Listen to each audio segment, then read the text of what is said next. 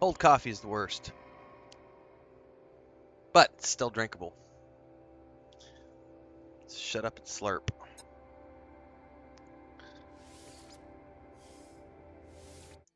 I'm creeping up there. We're getting close to 40 hours. We might get there. We'll get close today. Probably cross 40 hours tomorrow.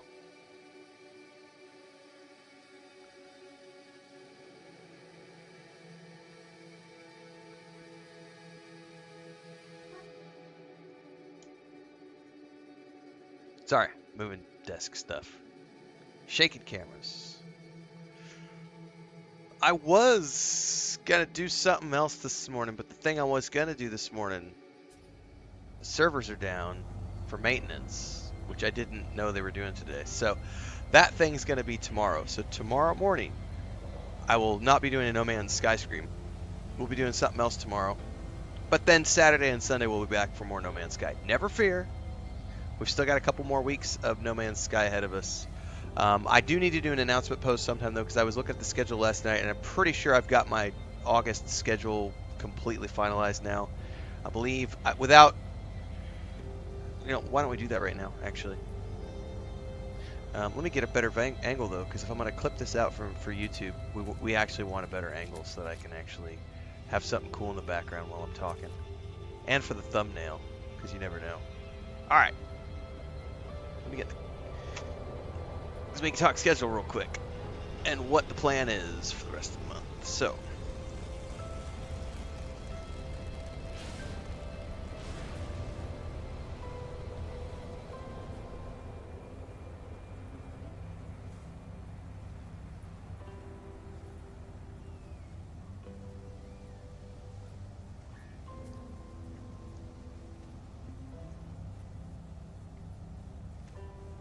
gotta get my calendar open. Hang on.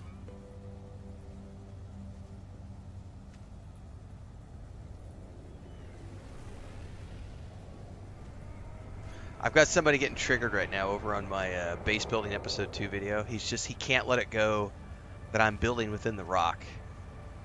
And he's just like, it's gonna reach. I know. It's okay. This isn't my forever home. I'm literally, No Man's Sky is a blip on my 2024. And yes, I'll be playing a lot more of it, but it's not like I'm staying here for the next 20 years. It's like if the base regrows, it regrows. I'm not that worried about it. But he's triggered. He's left like 5 comments. That's funny. All right.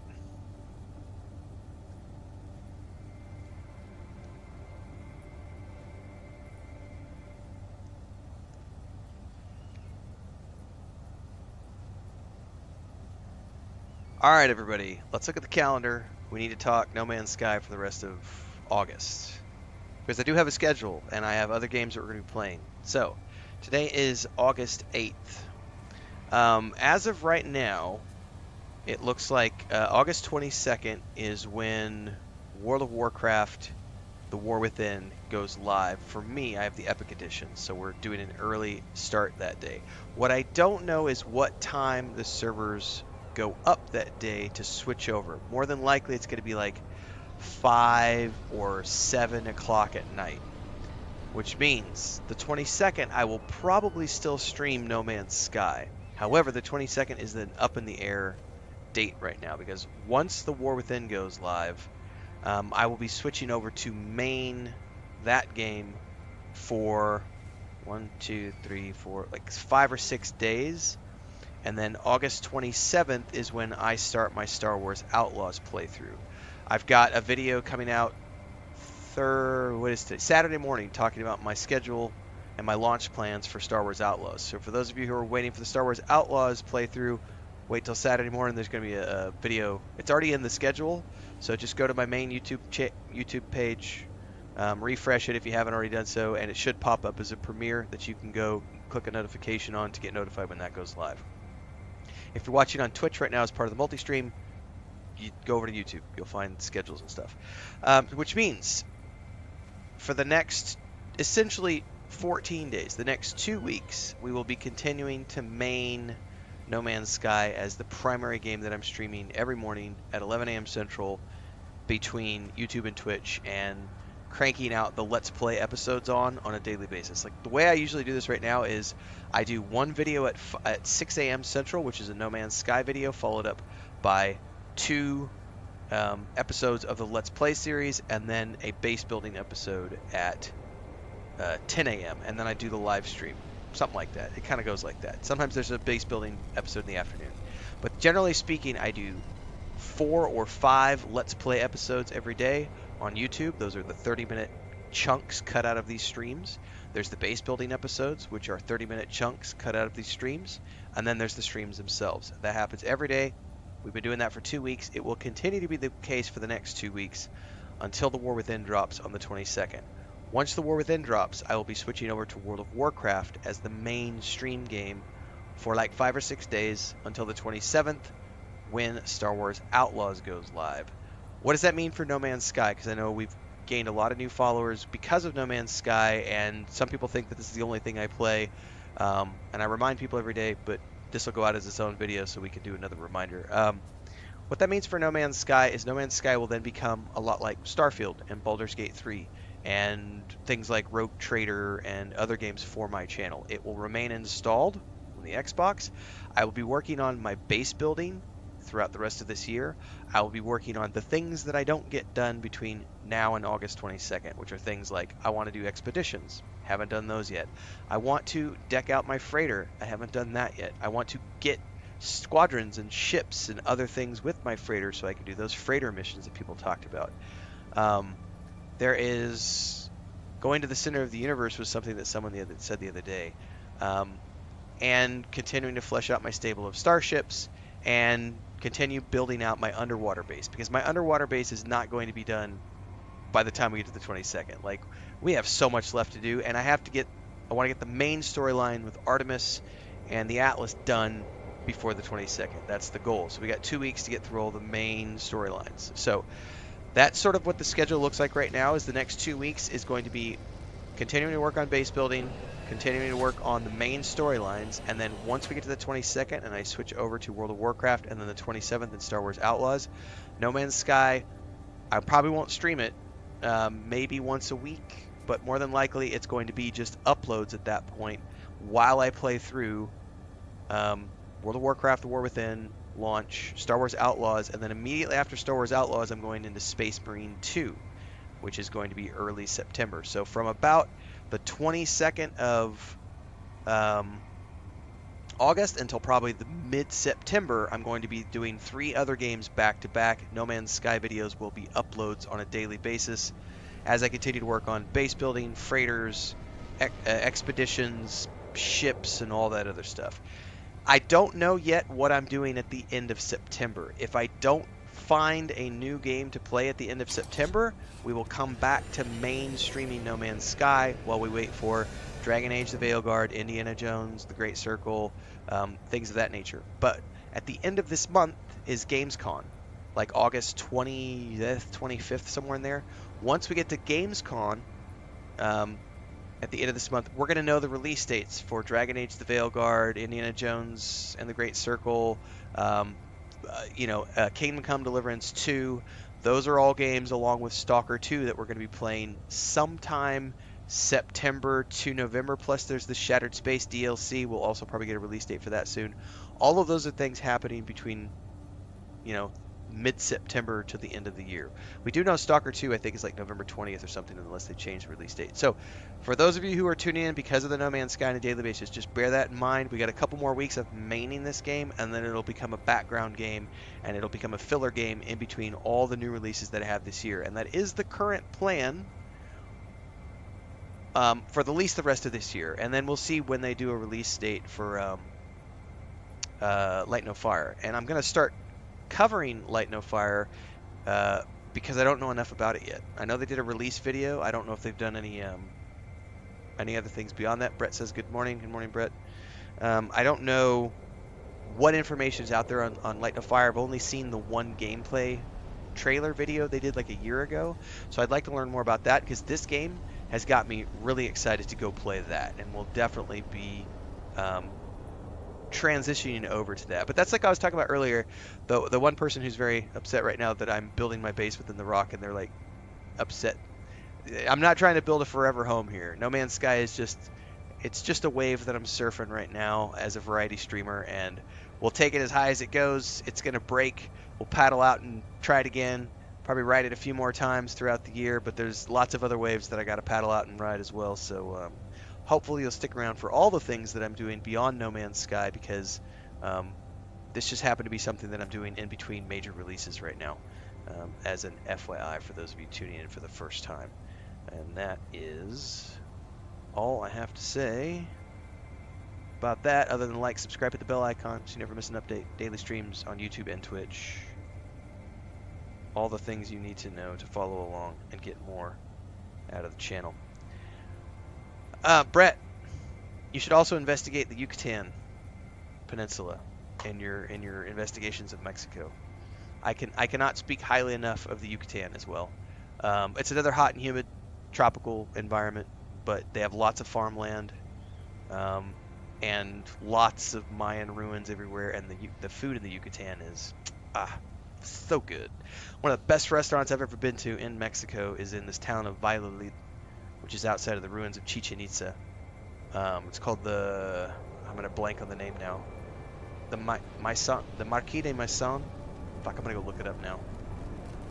They've got cochinita pibil, which is just it's this pork that's marinated in achiote and chili and blood orange, and the traditional way to cook it is you dig a big pit in the ground and then put your embers down in there, and it's all wrapped up in banana leaves, and you throw that in there, cover it with dirt, and you let it slow roast for like 24 hours, and they pull it out, and it's like it just melts in your mouth. And then the salsa you make is red onions with habaneros and blood orange spice and juice, and oh, it's so good. You just lather that on top of those tacos or tortas or whatever you want. But there's a restaurant in Valladolid. It's a hotel and restaurant, but they've got the best cochinita we've ever had. And then if you ever go to Merida, there's a restaurant called La Chaya Maya, which has, it's so good. There's some really good gastronomy throughout the region. Cable Guy says, I used to spend time in Chetumal and Quintana Roo. Yep, we've been to Chetumal a bunch.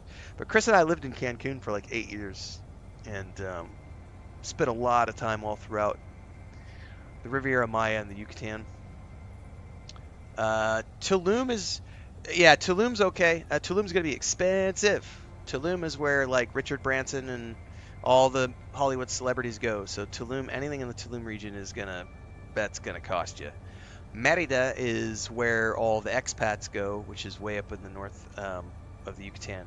But really what you're looking for is anything outside of Merida, all in the region, like Merida to Valladolid and anything around there. If you go north of Merida, you're getting into Progreso, which is sort of touristy, beachfront stuff. But like Merida down to Valladolid and everything surrounding, there's tons of good farmland, cheap. My brother actually sent me a link last year. He found a big, like 350 acre ranch that someone was selling for like I want to say it was like 1.2 million or something. And he got all excited because it had working facilities. They were a little old, but we were looking at that.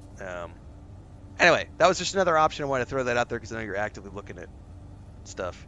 But the Yucatan is another really good option. Tulum would be nice if you can find something affordable. The problem with Tulum is the prices are not cheap. If you're anywhere within like an hour of Tulum, you're gonna pay for it, because the prices are so driven up because that's where all the celebrities go. So all like the really fancy eco resorts and a lot of the new development properties and subdivisions are growing up around Tulum. But yeah, check out the Yucatan for sure, along with other places. I would highly recommend Chiapas is good. Oaxaca is good in terms of states. Like Oaxaca's good, Chiapas is good, Tabasco's pretty cool, the Yucatan's pretty cool. I just like the southeastern. I like the southeastern. The culture and the food is really good. The temperature is not my favorite, which is why we're looking further north for like mountain property. But there's also plenty of airports between like Merida and the new Maya train they just built. This literally just went into business, I think February, It goes from Cancun to Merida to Cozumel to Palenque to Chetumal, or not to Chetumal, to Tulum, and then up to Playa del Carmen and back to Cancun. So it does this huge circuit now. It's called the Maya train. Just opened in February, March. And so now it's a high-speed train like what they have in Paris and France, or sorry, France and Spain and everywhere in Europe. Like Eurorail is what I'm thinking of. So they've made it really easy to get around for people in that whole region. Anyway, let's get back to playing, guys. We need to, I need salvage data this morning because I want to unlock the what do you call it? Timber pieces for building. So we need to go out a bit because I don't think there's anything here that I can explore from because we need data. Submerged relic, what is that?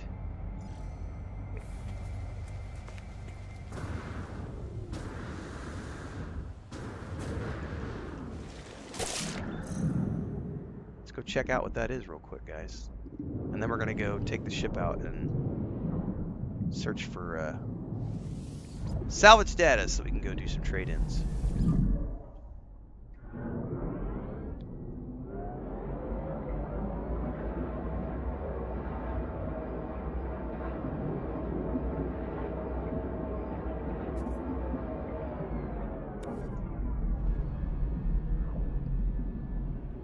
Do I gotta dig down? Oh, it's right there on the surface. All right. Shit, I forgot about those little blue things. Go, get the relic. Get back to your ship. Are there other things? No. Get back to the ship, quick, before you get eaten. Okay. Yeah, neener. You can't get me now.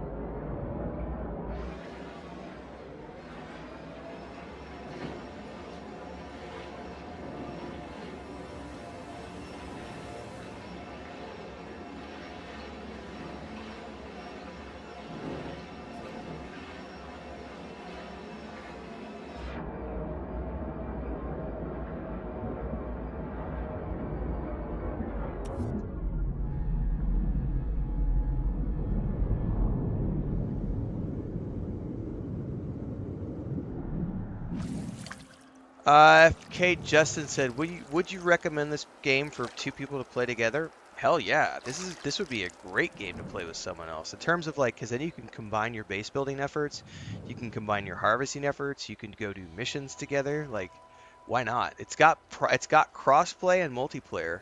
There's no reason not to play this game with someone else if you have a second or third person. Like we just did. Like Enshrouded is a good example of this. I have barely touched Enshrouded single player. I've mostly only played Enshrouded as a multiplayer game because it was way more fun for me to play it multiplayer because I happen to like the combat there and everything else in the RPG aspects. This game, I'm not a huge fan of the combat, so I haven't been compelled to like want to play this multiplayer. I've been mostly treating this as a single player RPG or a single player base building cozy crafting game, although I do have multiplayer turned on. Alright, we're gonna pick a direction.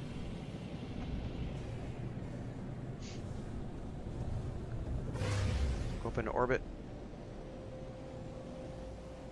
Diribom says you can play with up to 4 players in a group.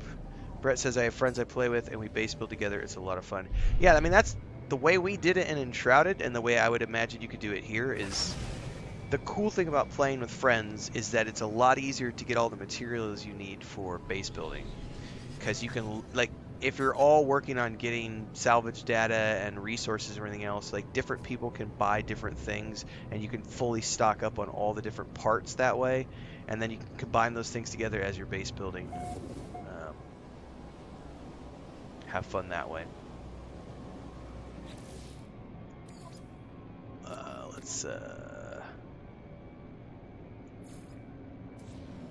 I just want to track and get those off my logs. I'm looking for landmass here because we need to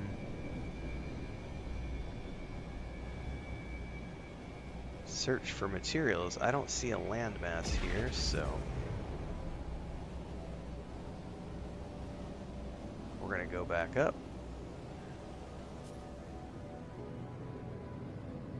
Come back down, see if we can't get some more land over here somewhere.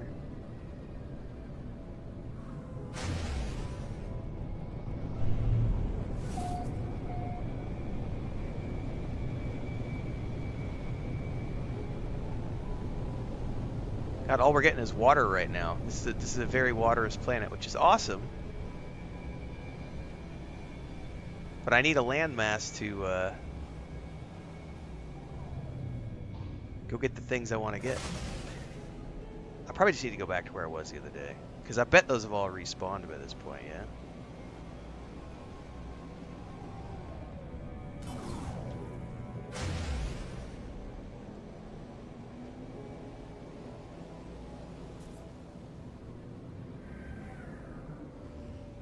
Here we go. Here's some land. This is what we're looking for.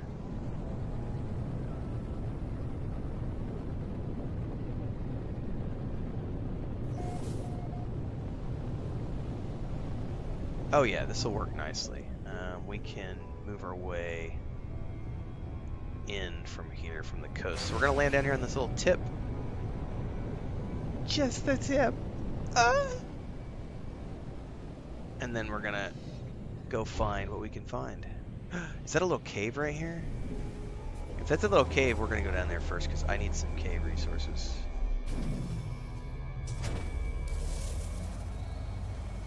Then I'll get sidetracked. Where was that?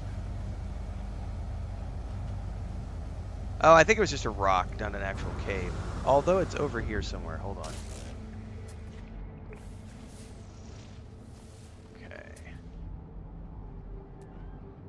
Oh, there we go.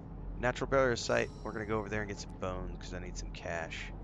Oh, there's also one right here. That one's closer.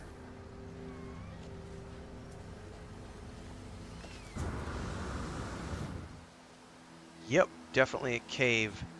Probably gonna need to go in here.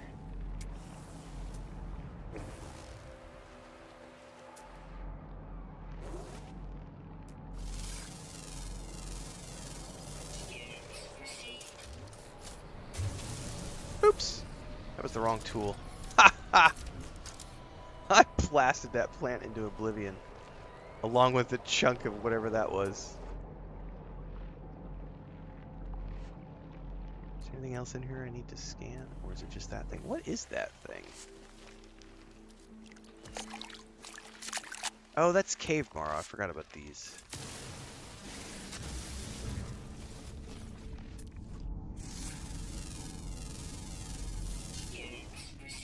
Bandine.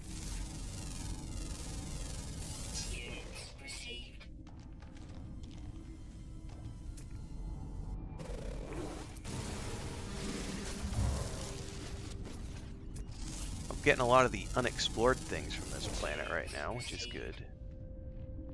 Jensenite.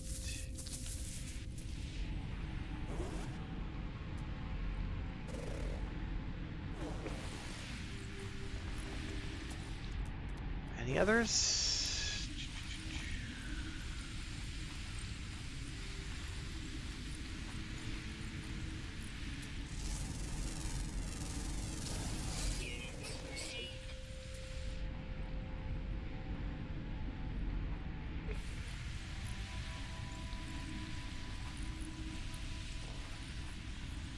Alright, I don't see anything else in here that's scannable that I don't have. What are these things? I remember I need an eyeball from like one of these things for something.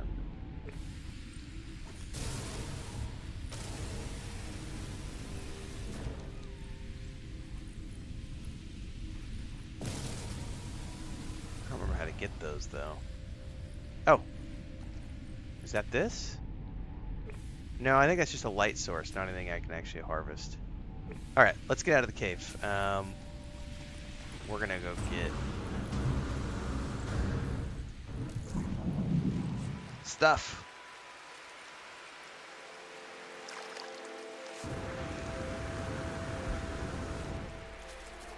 Ooh, are we gonna get to ban someone from chat today? I'm not gonna say who it is. Just keep testing your boundaries. Keep testing. Yeah, I dislike them too, Farfuffle. They're terrifying. Kind of like these things too. But not as annoying as the other ones. Bop! Alright, can I grab all three? No! No, I'm not gonna get him! I didn't target it quick enough. No, damn it! It's really hard to, like, sometimes with the controller, because it's not as fine-tuned as what you can do with the mouse and keyboard. Sniffer's like, pick me, pick me!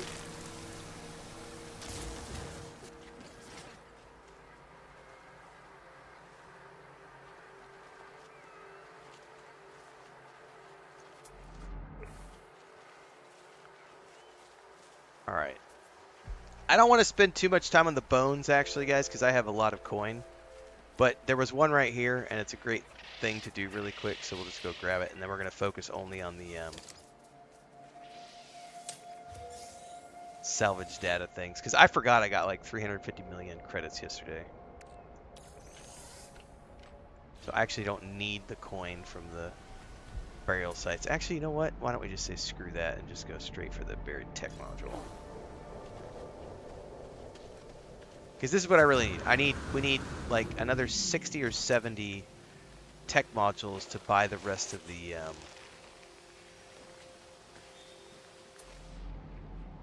Oh, got one right here.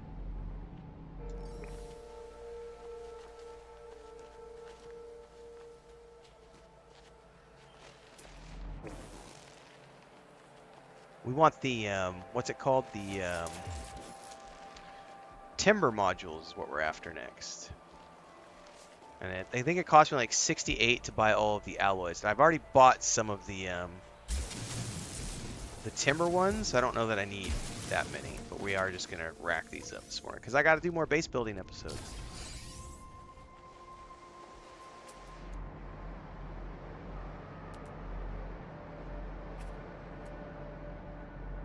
All right, that one is 193 away. That one is that one. Let's do this one first.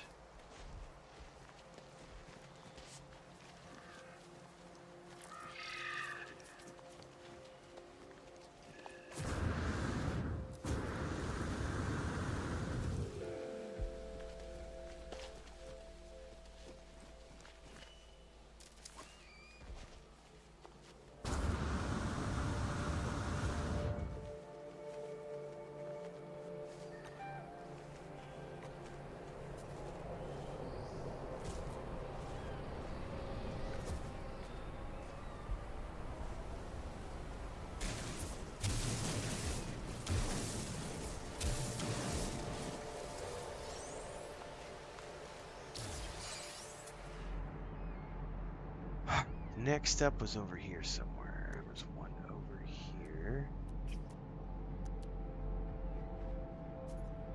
239.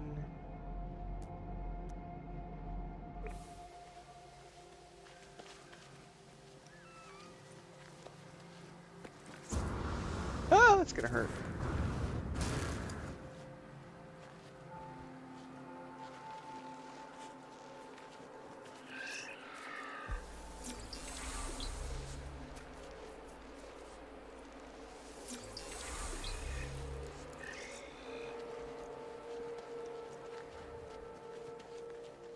Give me all your buried tech.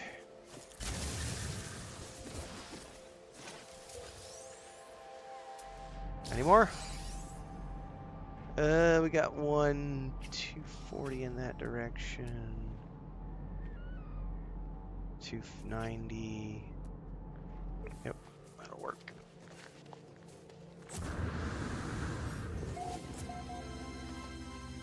Ooh, I just discovered Isaac's Station region. Does that mean there's a station around here? Like some sort of a trade station or something?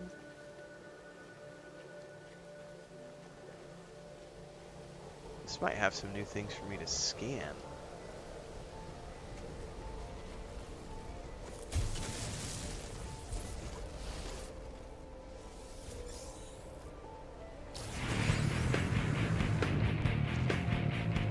Damn it.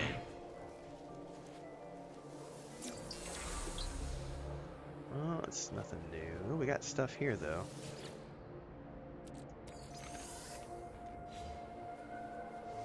Oops, don't need it. Okay.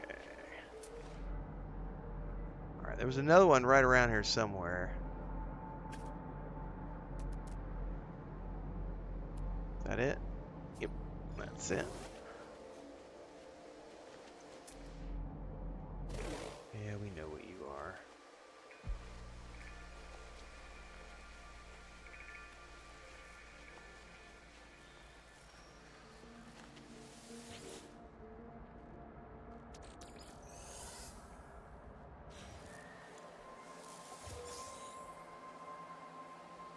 Oh, this one's just floating here. That's awesome. Farfel says, I ran into a blood-spurting balloon last night. Ew. That sounds horrific. Cable Guy says, I'm fond of the rolling bone wheels. Nice. Tech modules at minor settlements, if you come across one, says Sniffler. Happy Sanjo says, hey everyone. Farfel says, I haven't come across a rolling bone wheel yet. Guess it's another horror to look forward to.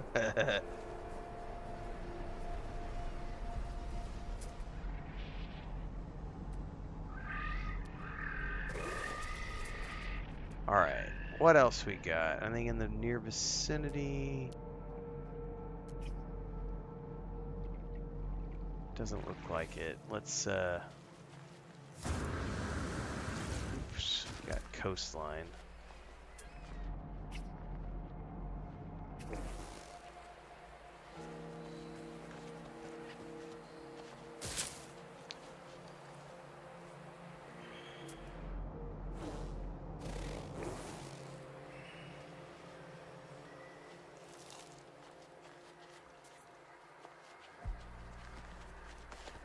Man, I feel like I'm down to the last things I need to discover for this planet.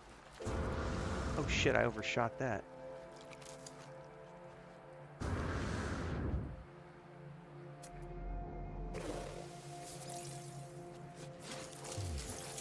Oh, I didn't mean to switch to the scatter blaster. Because if I go to the catalog and discoveries... No, it's not going to show me.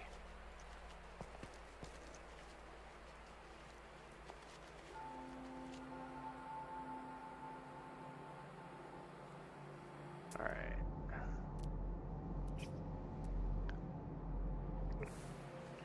Let's just go in this direction. We can grab whatever these things over here and see if we can't get some more of those to pop on the map.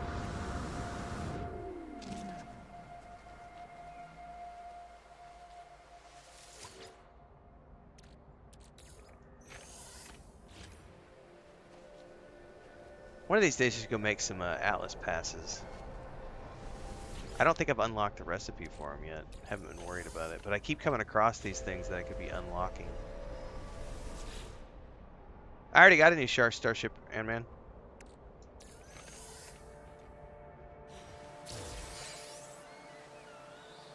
And last night, somebody gave me 350 million credits, so I'm pretty good for cash for the moment. I'm not... You know, the ship thing is like, as I come across ships, we'll be keeping an eye out for them. But I did find a new one yesterday? Was it the beginning? I think that was the beginning of yesterday's stream. Or it might have been the day before, I don't remember.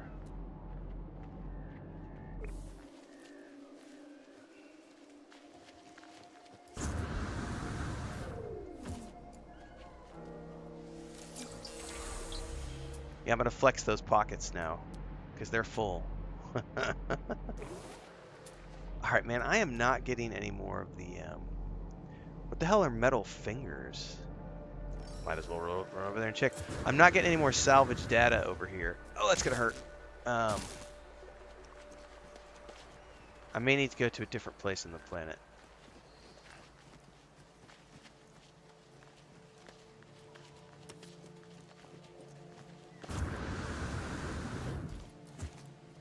Yeah, I'm not going to need to worry about cash anytime soon. Oh, we got one popped right now. Oh, we also got 2 more that popped. Shit, these are kind of... Oh, there's 3 more. All right, screw that thing. We're not going to do this. We're going to worry about that later.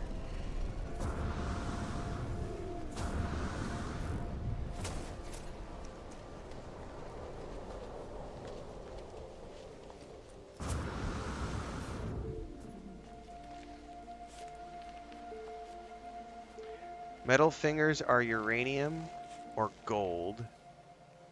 Do you need one of the hazard gauntlets or whatever they're called? Because I do have one of those, finally.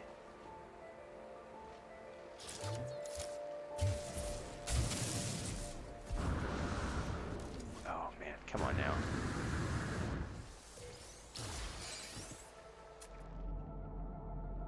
Okay.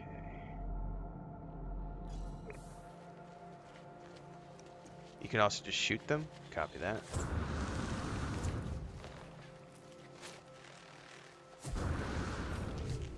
Man, this planet is so full of these language stones. It's freaking awesome, man.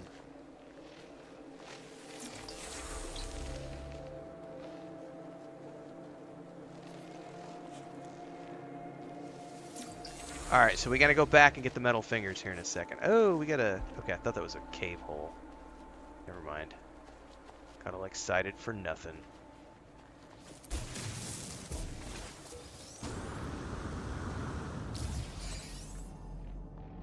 Alright. Fingers are right there. Let's not get sidetracked and lost. Oh, what is this? Okay, yeah, I've done that before.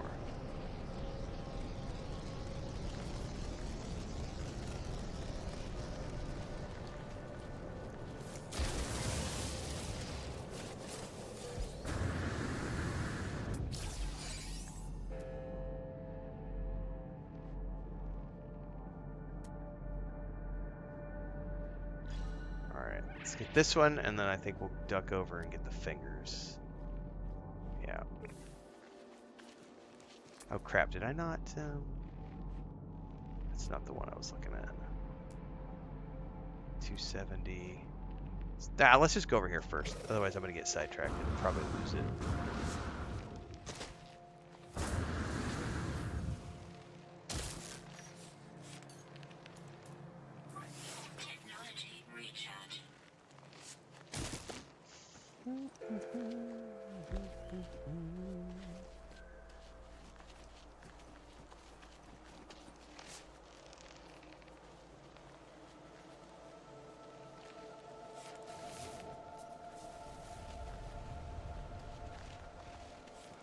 Metal fingers.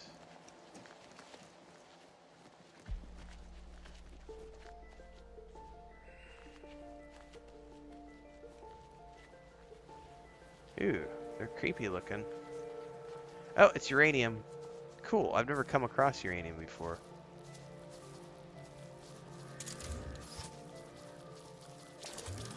Make sure I got the right tool equipped.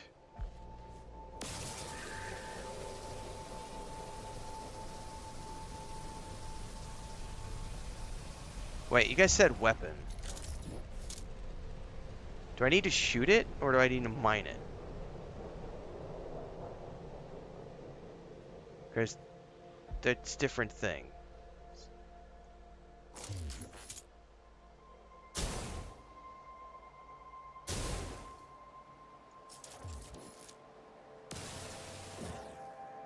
Because I'm confused, because I'm seeing in chat a lot of people are like, you need a gun for that? Someone says, a type of weapon at least that's lethal.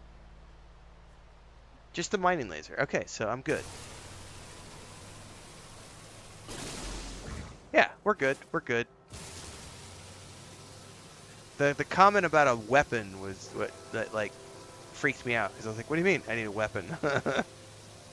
I need to shoot it. What? Ooh, this one's gold.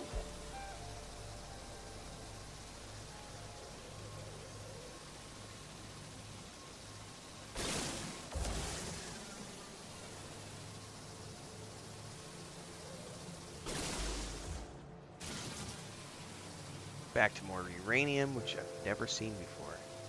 Can I put like a save beacon down here so that I know how to get back to this place? Because I'm assuming these respawn at some point, maybe? I don't know. I don't want to go through all the effort of like... I guess I could just put it on a base computer, someone says. What's better? Base computer or like a save point?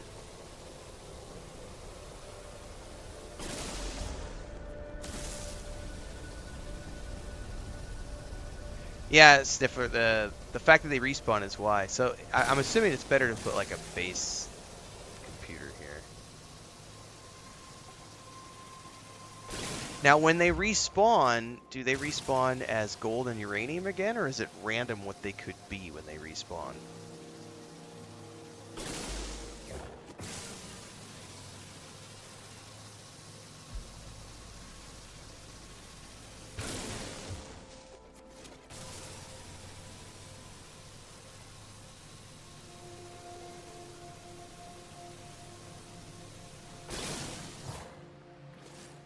We want to put a base computer over here somewhere.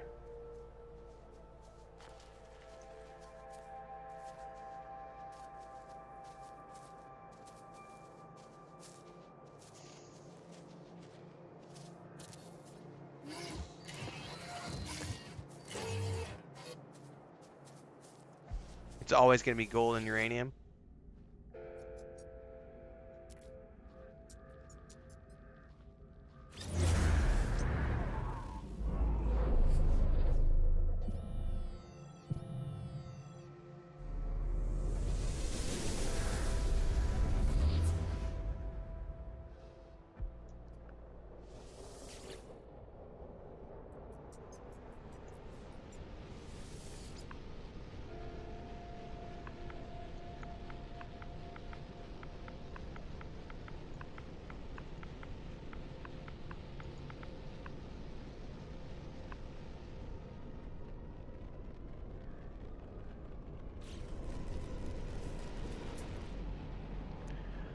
Someone said check for... Yeah, dude, there's mining all over the place. Look at this. There's cobalt. This is a great mining location. Copper, cobalt, paraffinium, copper, paraffinium, cobalt, paraffinium, cobalt. Dude, this is a great place for mining. So I've never done the mining stuff. Like, that's part of the tutorial that I haven't finished. I have the survey quest, which wants me to go analyze and find different things. So at some point, this looks like this is a great location for me to do that with, because there is a ton of mining resources around here. Oh, what is that over there? Is that more fingers? Hell yeah, there's even more. Oh no, that's the one. No, I just missed one. Never mind. Thought that was another one popping up on the map, and that's just one I missed.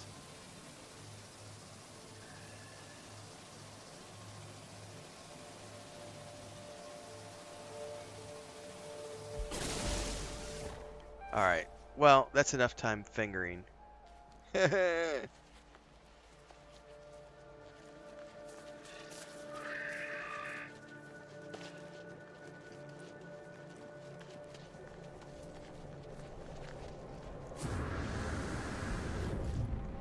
What is that over there?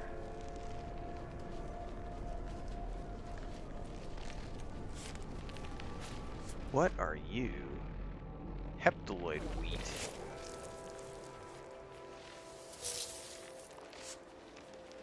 I'm gonna go harvest those in a minute because I know we need to stockpile them for later.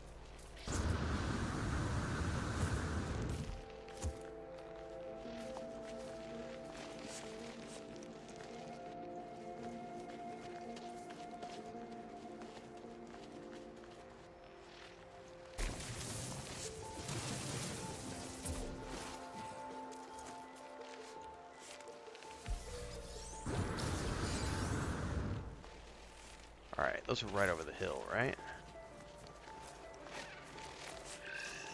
Yep, right down here.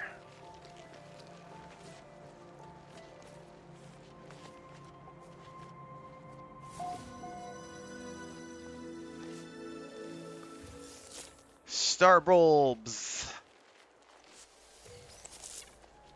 I stockpiled a bunch of these the other day because people said I'm gonna need them later, so I'm gonna grab some more since I see them.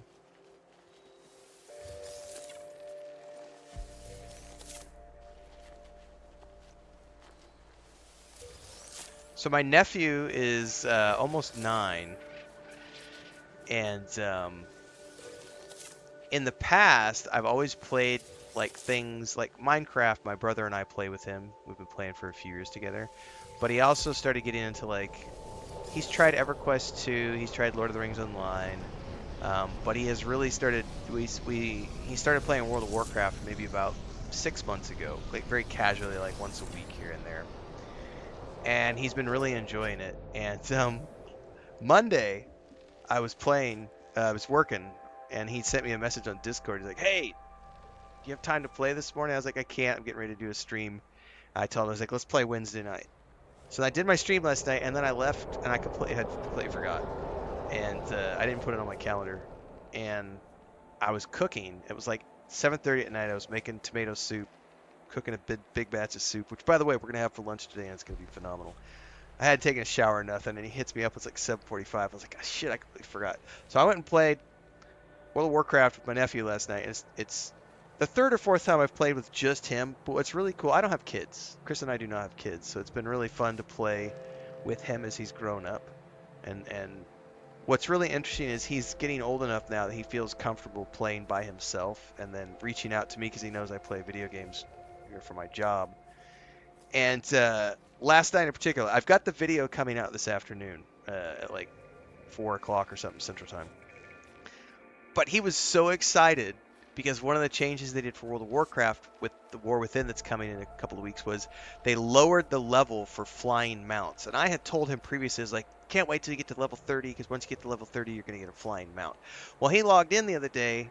They just moved into the new house like 6 weeks ago, and he finally got set up, got his new office little set up in his room, and they to start playing World of Warcraft again.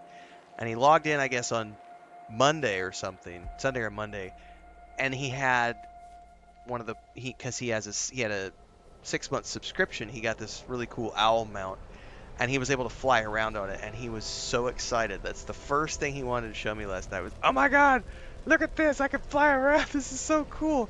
And so we spent like 30 minutes last night just flying around and doing quests, and it was so much fun. Makes me look forward to being able to go do other stuff with him, because him and my brother and I have played games together for years.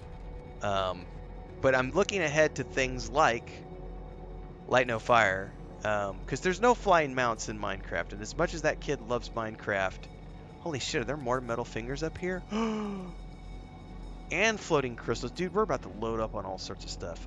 I'm just really looking forward, generally speaking, to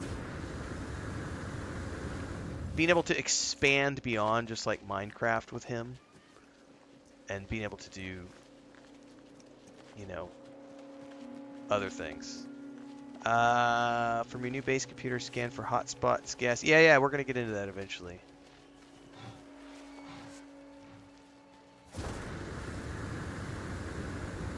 Because I have not finished the tutorial for that analysis visor sniffer, so that'll be something I have to work on.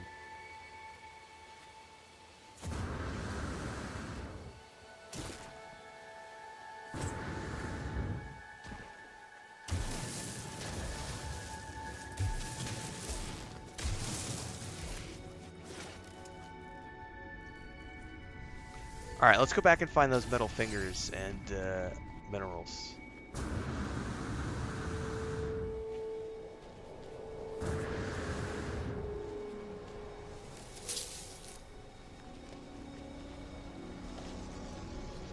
Look at the rainbow! Oh shit, that's the first time I've seen a rainbow, guys. Oh, that's freaking awesome. First time I've seen a rainbow. I am so happy with this planet. So cool, man. Like every time I turn around, I find cool shit to see. What are those things? Oh, those are just the... Okay, never mind. Don't get sidetracked. We're good. Alright, we had two over here. We had metal fingers and something else. There was metal fingers and, like, minerals. Yeah, isn't that cool? That rainbow?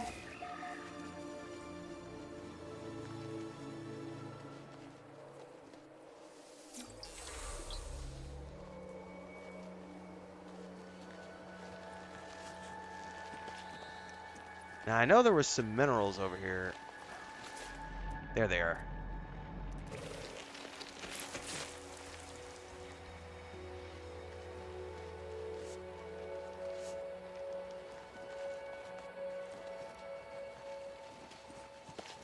Well, I have a tutorial for it, Sniffer. Like, I literally have in my log.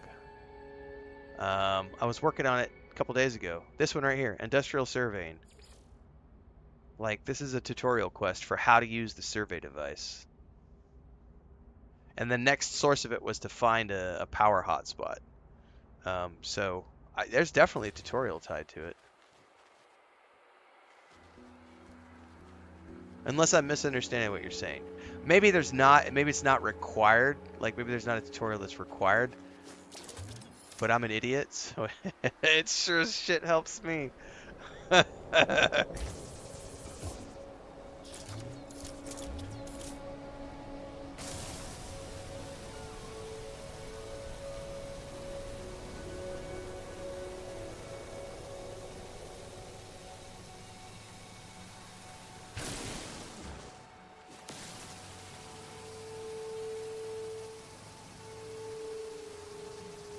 Oh no, I did the initial steps of it, so I understand how it works for sure. I just haven't gone searching for anything yet, because the next step was use the visor to find, because I did it the other day, like 2 mornings ago, I think, two streams ago maybe. The first couple of steps were like go find a mineral source, then the next one was like find a gas source, one was find a mineral source, and now it's on the step where it wants me to find a power source, and I just was like, I'm gonna save this for later and go work on base building.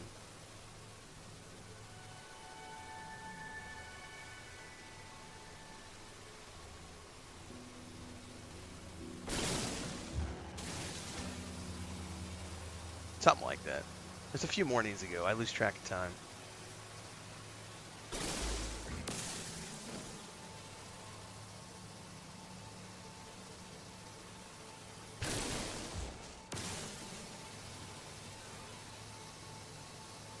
Yeah, more than likely. It looks like this area in particular might be a good place if we can find all the things we need near it to like mine for something.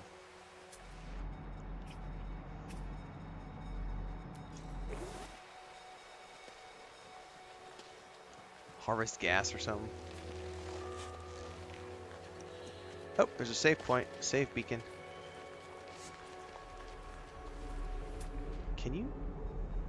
No, you can't.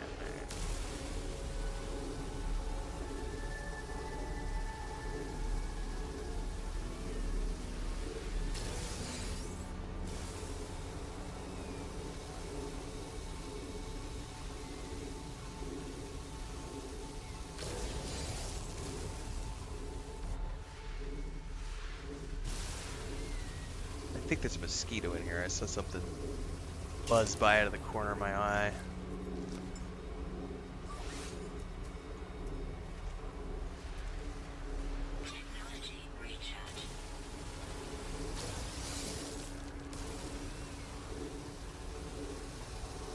Oh, Lord says finding the power source is the last step. I should probably just clean that out of my journal then. Let's go grab this. Ah, I missed the edge.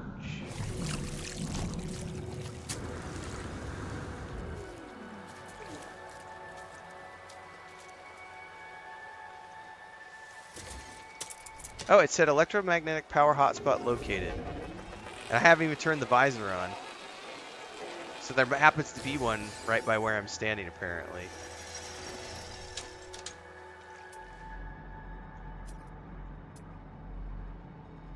says no nearby hotspot, but it just told me that I was standing on top of one.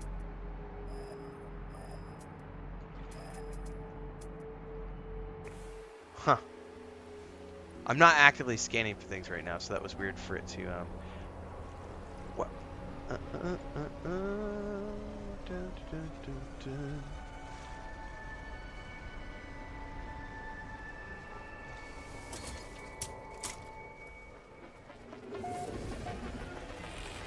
I don't know what's the point it wanted me to save, so, because I don't actually see it.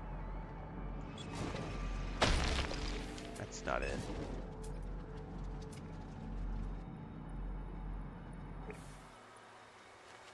I'm going to get sidetracked really quick. LT to intercept pinpoint its center allows a hotspot once analyzed hotspot. Yeah, but I don't actually know where the hotspot was because I was just running around here and the quest updated, so I don't actually know where the hotspot is. What was I looking at? Something, save. It's a light, which is just randomly placed there.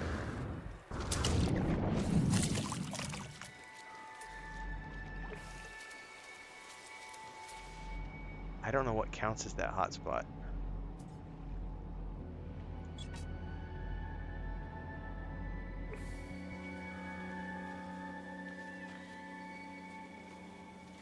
Getting sidetracked.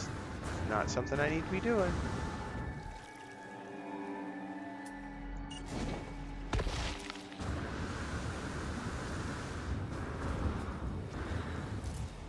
Do this later. Alright, we need more buried tech. Oh, we got some more fingers up there that I might have missed.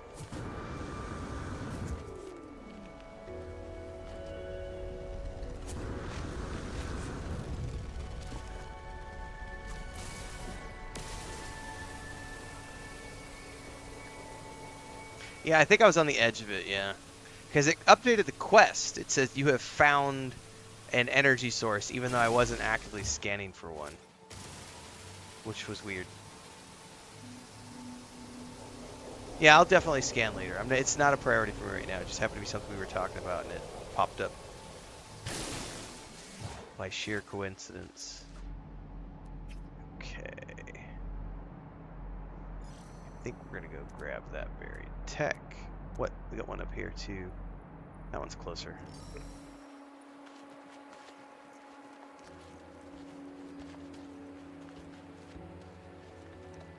At some point, I think I need to build myself. What did you guys call them? A mech or something? Somebody said something about building something to like get around the planet more quickly for harvesting. I did not find the rover to be that worthwhile because the rover is kind of slow. Someone said something about a mech or something for things like this. I also saw there was like, it looked like there was a speeder bike or something you could make. Just thinking for zipping around to the buried tech modules. Hang on, there was definitely something there to be harvested. Oh, that's one of the, ooh, I can scan that.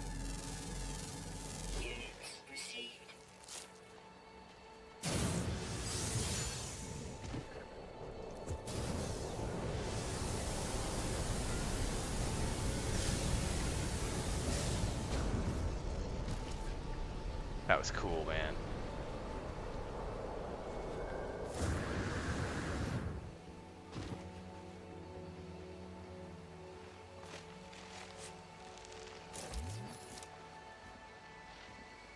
Powering your base with a hotspot is important.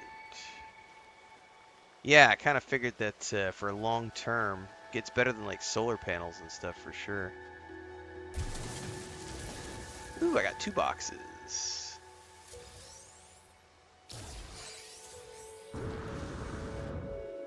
How many are we up to right now? 40? I don't know how many mini.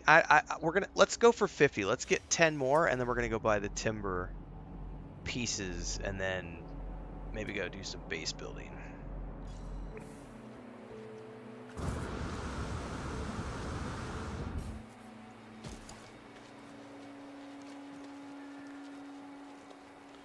Lord says you need to get engine and boost upgrades for them to be worthwhile. The mech / Minotaur is quite slow, but jolly good fun in combat. Yeah, I just want something. The speeder bike sounded like it would be a good option, but I don't know enough about it. But it sounded really cool. Like, what is it?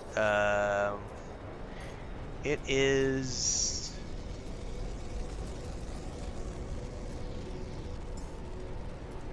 one of these. This thing right here, the Pilgrim Exocraft. Is that like a speeder bike or something? There's also the Nomad. There's the Nomad and the Pilgrim.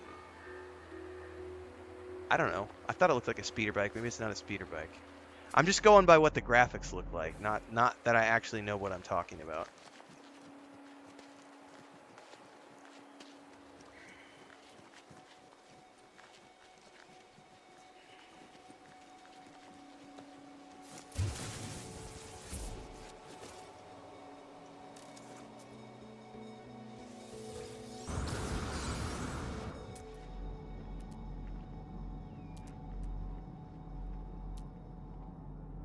There's 242.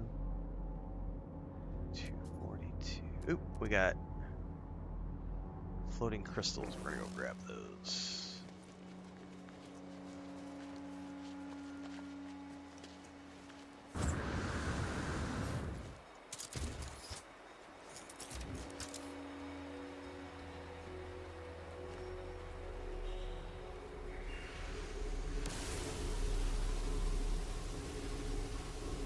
Cable Guy says, I enjoy the bike and the mech. Stiffer says, Nomad works on land and water. Ooh, that sounds cool. The bike can be fun if you upgrade the engine, says Cable Guy.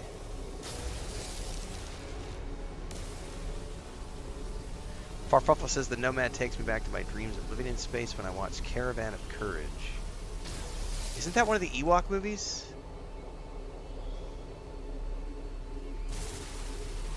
Unless I'm misremembering the name.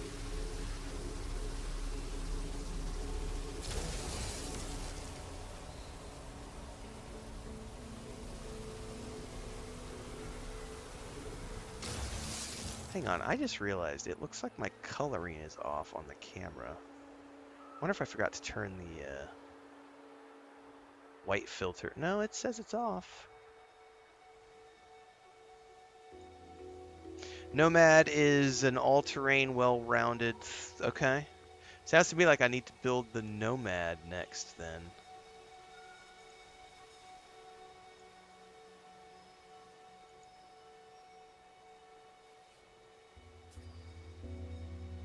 Okay.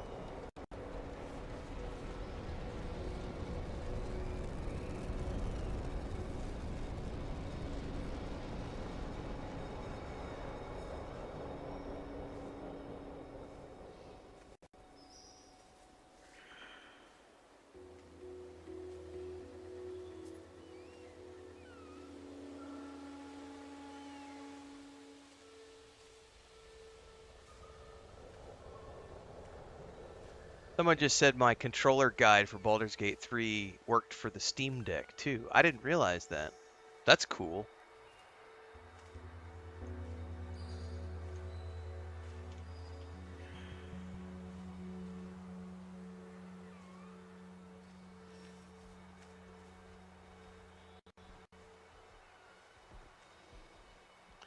Exocraft are good to move distances to randomly check for the power hotspot, says Arnman. Hang on, I got sidetracked answering comments. Wait, there's more over here? No, no. Let's stop. I don't want to focus on that. I want to do base building today.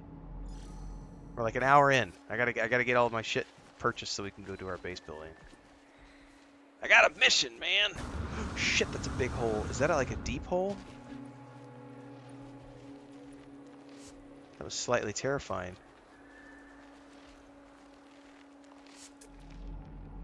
Totally a cave.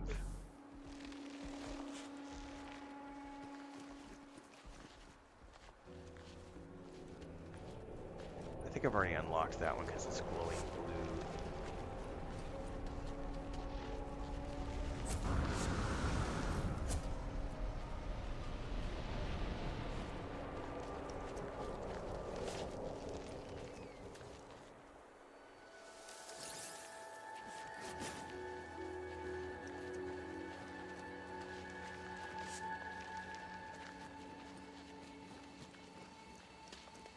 Why is it all glowing here? Oh shit, it's like a whole bunch of sodium. Oh, and I can scan it too. Oh, we're gonna, this is like a super bloom of, oh shit, I did not know you could hold down the X button while you're moving around, guys, to harvest. I thought you had to oh my god, this needs to become a, I gotta put this down. All you gotta do is have the X on the screen, and if you're holding the X button, it will automatically start harvesting it. I thought you had to manually click it each time. Oh, that's brilliant. So I could literally just be running around with my X button held down. Fuck, man. Things you learn every day as a new player.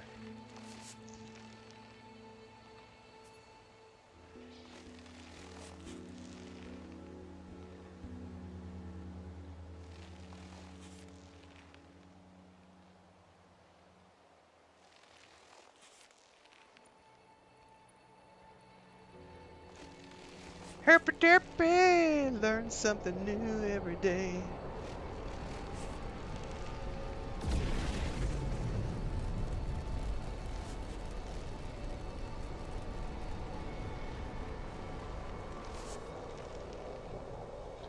Sniffer says you need to do everything next. The questline for your Exocraft NPC in the base unlocks a few of them. Nice. Yeah, I've got so many more quests that I still gotta get done. At some point, I guess I'm just gonna be focusing on that the next couple of weeks. But I have some more things that I want to get done this week.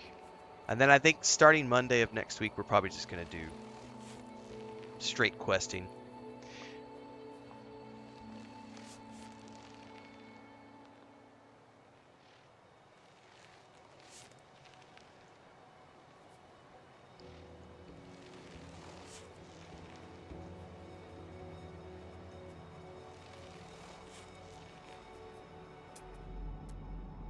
Alright, we got all sorts of stuff on the map here we need.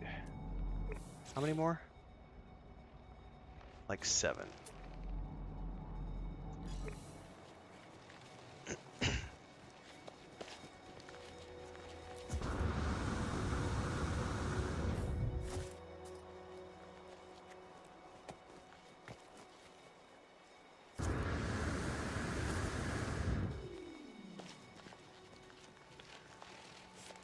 Dun, dun, dun, dun.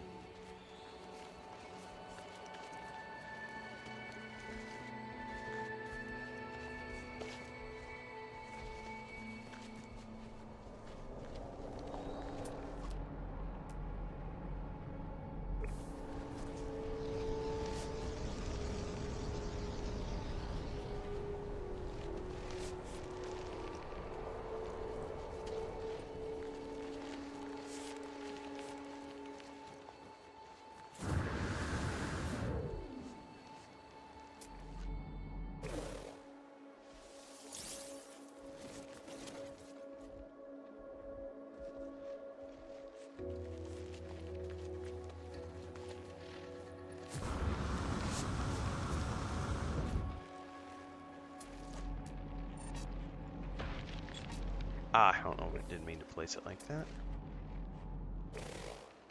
Exosuit boost.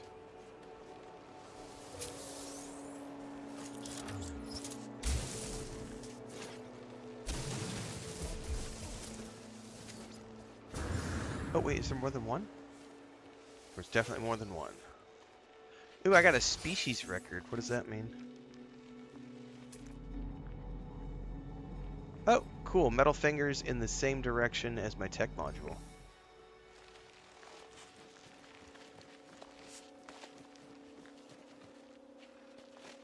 What are you?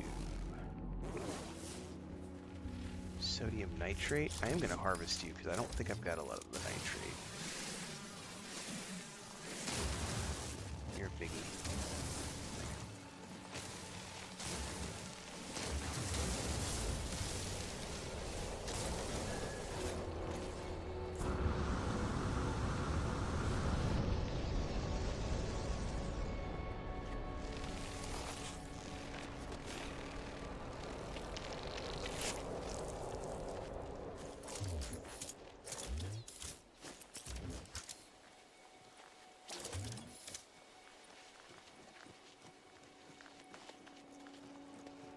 Hang on, what was that? Oh, a raw stepite. Alright, the fingers are just beyond. Got another one over there. Oh, we got multiples here. That's good.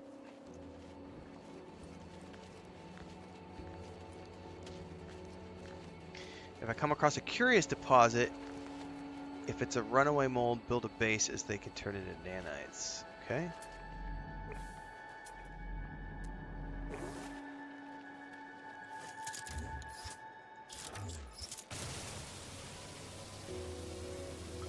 Well, we're certainly going to have a stockpile of uranium and gold after today's harvesting session. So whenever I get to the point where I need things that require uranium and gold, we're going to be good to go.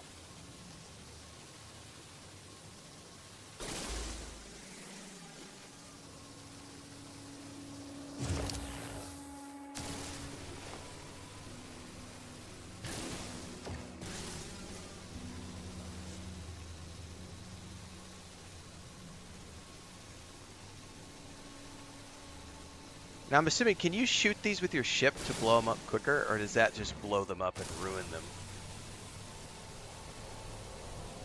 Uranium is substitute launch fuel, says Hemulator, and can also recharge radiation protection on your suit mods.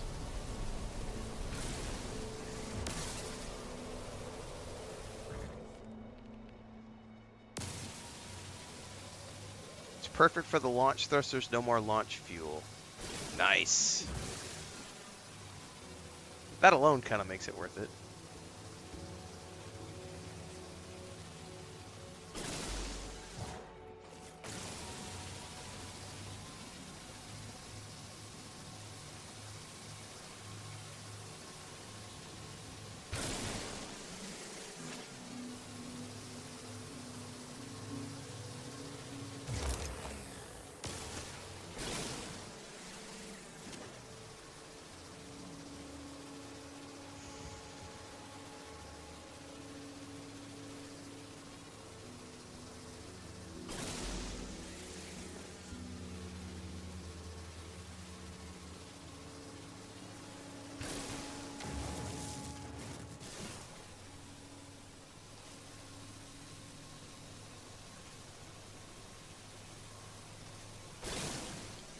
Uranium and gold.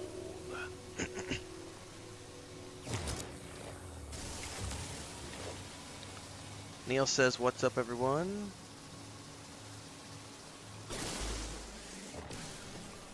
Looks like Lord of the Apes had to go back to work.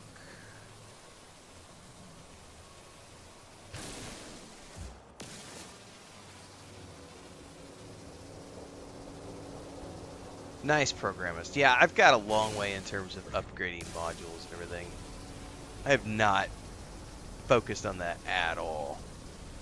Same thing with my ship. I was watching a TikTok video, I think 2 nights ago. I mentioned it during yesterday's stream. This guy jumped out of a space station, dove straight down into the atmosphere, down to his underwater base, and all the way down.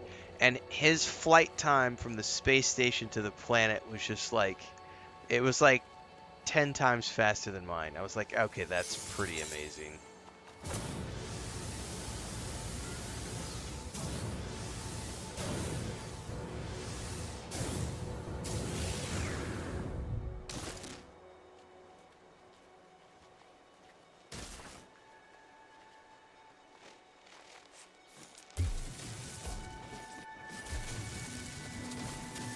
Ah! I dug 2 down.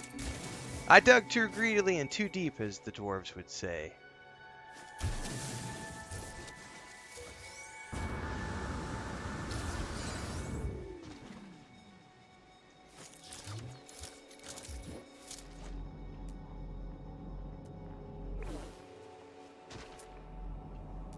Alright, we just need a couple more, I think. Alright, we've got one at...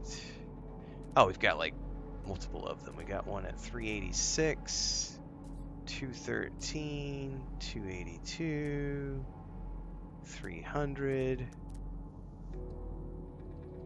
That's probably the closest one.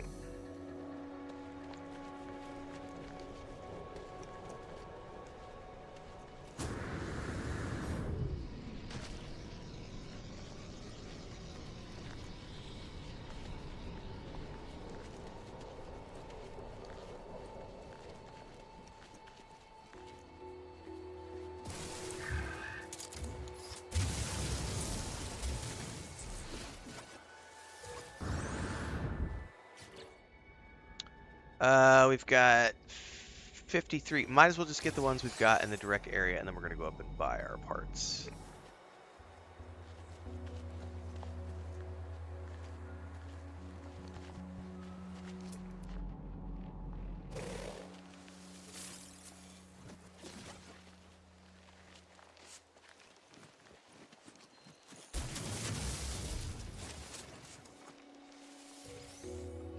Alright, we had a couple more in the direct vicinity, I think.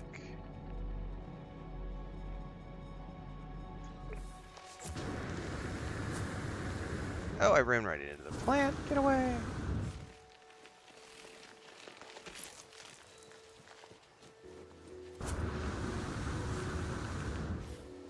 Oh, we got a bunch of language stones up here.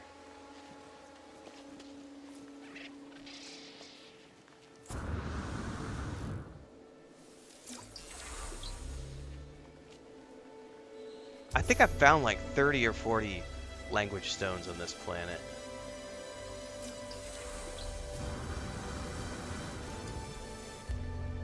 Been a lot, which is very cool.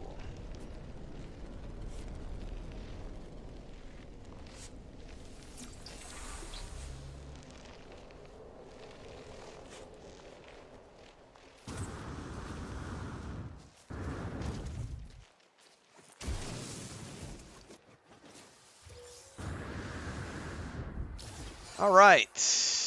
Oh, that's a pretty cool view right there.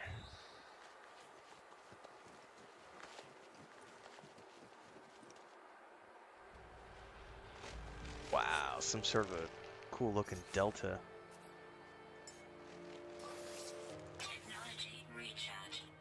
All right, let's look for a relatively flat landing spot.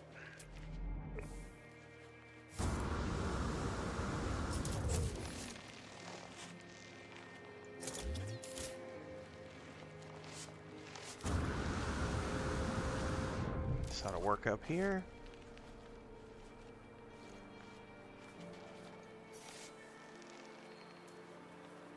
Let's charge the laser.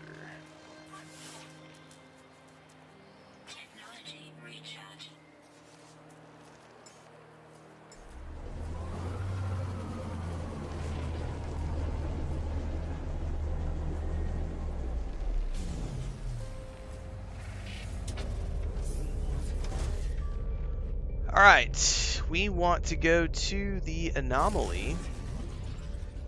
It's time for me to go buy bits and pieces. But also, let's just take a quick look around here. This place looks pretty cool.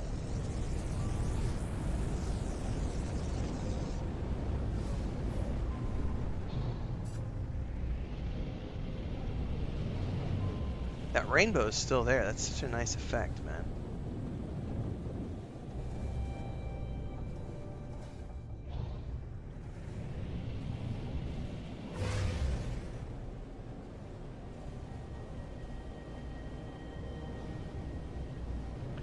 Very happy with the exploration this morning. We found lots of cool stuff.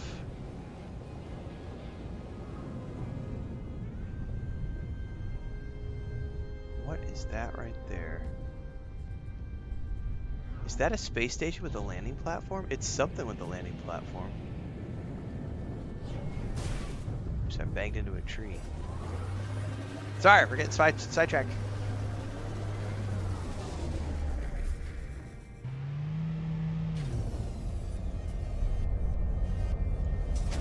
Minor settlements simulator.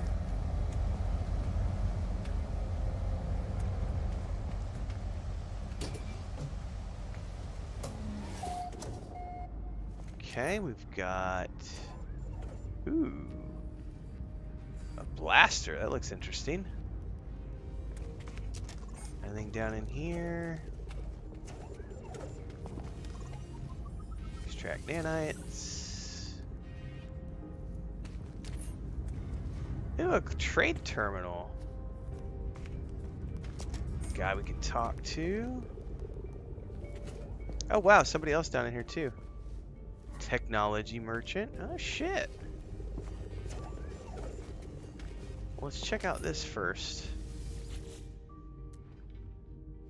A Class A blaster.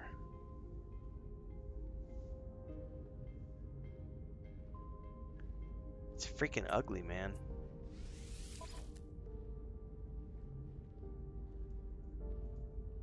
That is way bigger than mine. In terms of all the mods and everything else.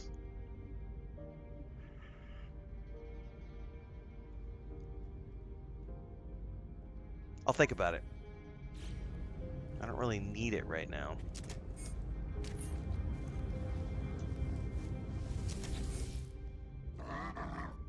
I can have 6? That's a good point. They seem to be asking for my help. Fauna data, scan one creature.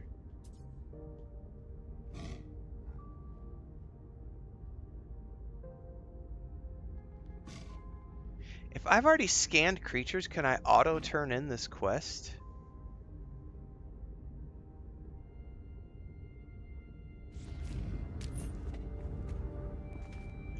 It's a good point. We're just gonna buy it. I forgot I have tons of cash now. I could set it up later.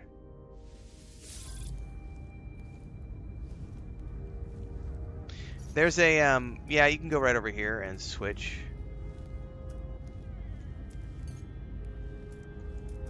Swap multi-tool, and then it allows you to pick your different multi-tools.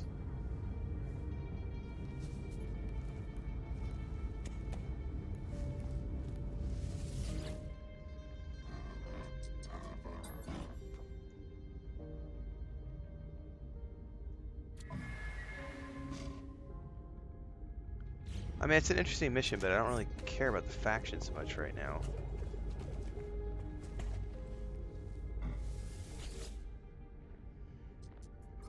Oh, he's got components or blueprints. What's the difference here? Oh, these are the components. Okay, I see. I see. Oh, I could buy salvage data? Might as well buy it. I've got coin to spare. Product received.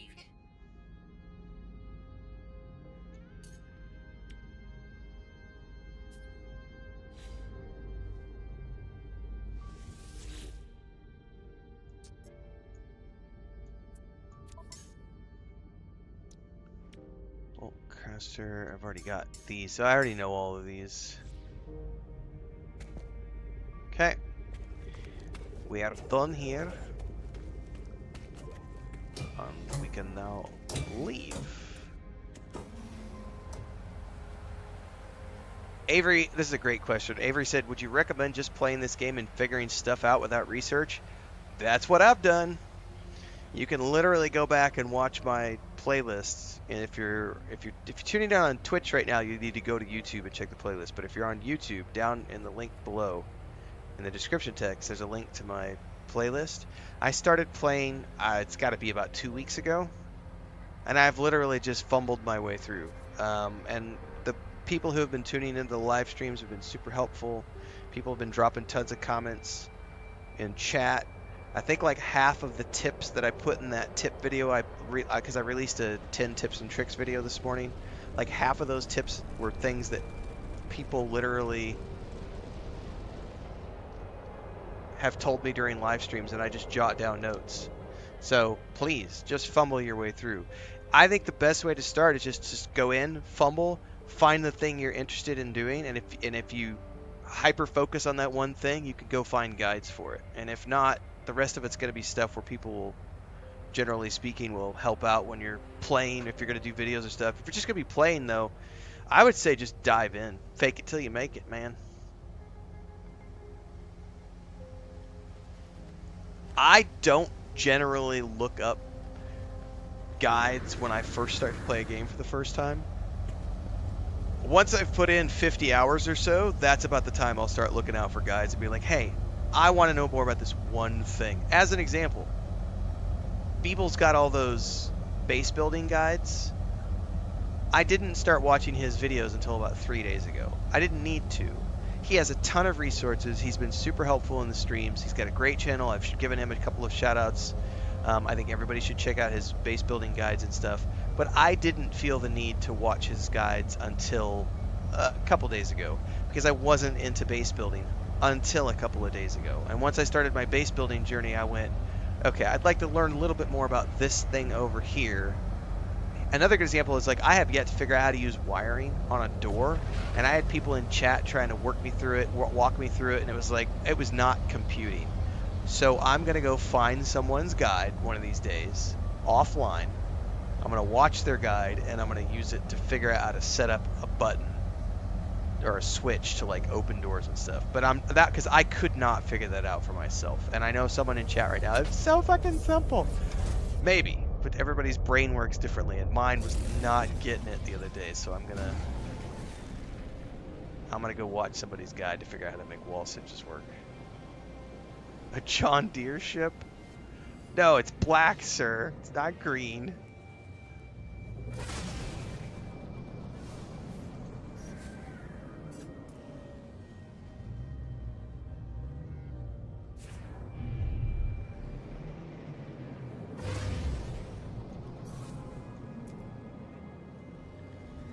Why can I not summon the space anomaly? What are we too close to? I guess we're still too close to the planet. Oh, nope, nope. I saw a green spot. Oh, we're totally gonna crash into some asteroids. Ah!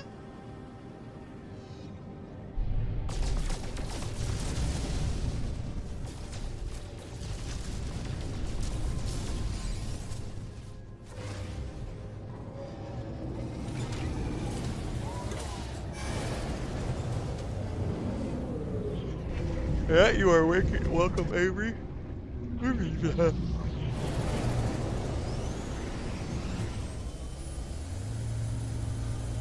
I think it depends on the light. Sometimes it looks black and yellow, other times it looks like gray and black and orange. See, like right now, it looks black and yellow. Other times it looks black and orange. Definitely not green, so that was just a reflection. I don't think I could handle a green machine. Let's go look, see if there's any ships worth taking a peek at for future ship dreams. Nah, I don't see anything that's that impressive over here. Alright, here's what we're doing, everybody. We're about to go buy a whole bunch of stuff, so I need to timestamp this here once we get up here.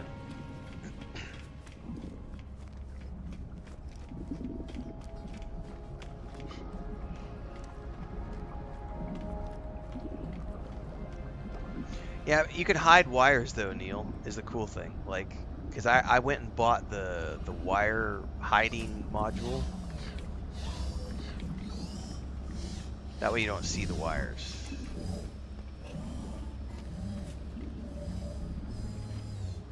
Did I forget to teleport in? Well, I guess it's just I wasn't going up to the teleporter though, so I didn't bother with the portal because I was running up here. It felt like it was the same distance. Alright, have I grabbed this exosuit upgrade? Yes. Okay.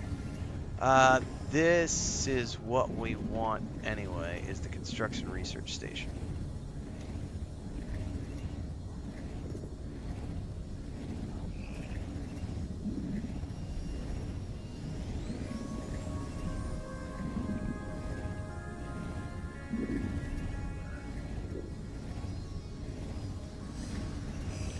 Alright, before we get into the next part of this, everybody, we're going to start some base building today. But I'm going to go bio, get a drink, check in with Chris. Be about 3 minutes, 3 to 4 minutes probably. I'll be right back.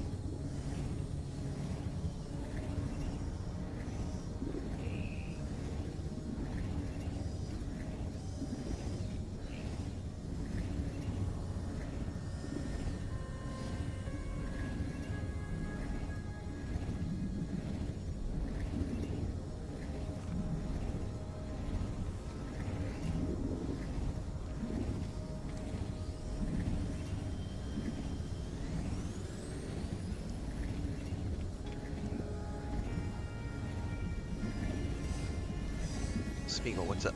You want to come in the chair? Come here. Come on. Good boy. Yeah?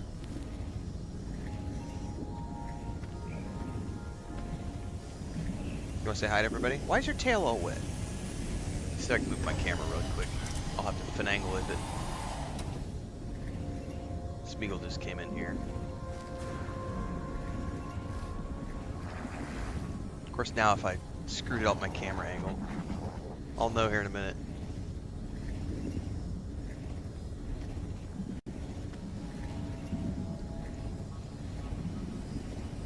I think we're good. I don't see any funkiness. Clip the corners of the green screen. Yeah? You gonna take a nap? What do you got in your mouth, buddy? Give me that. Yeah, get some sleep.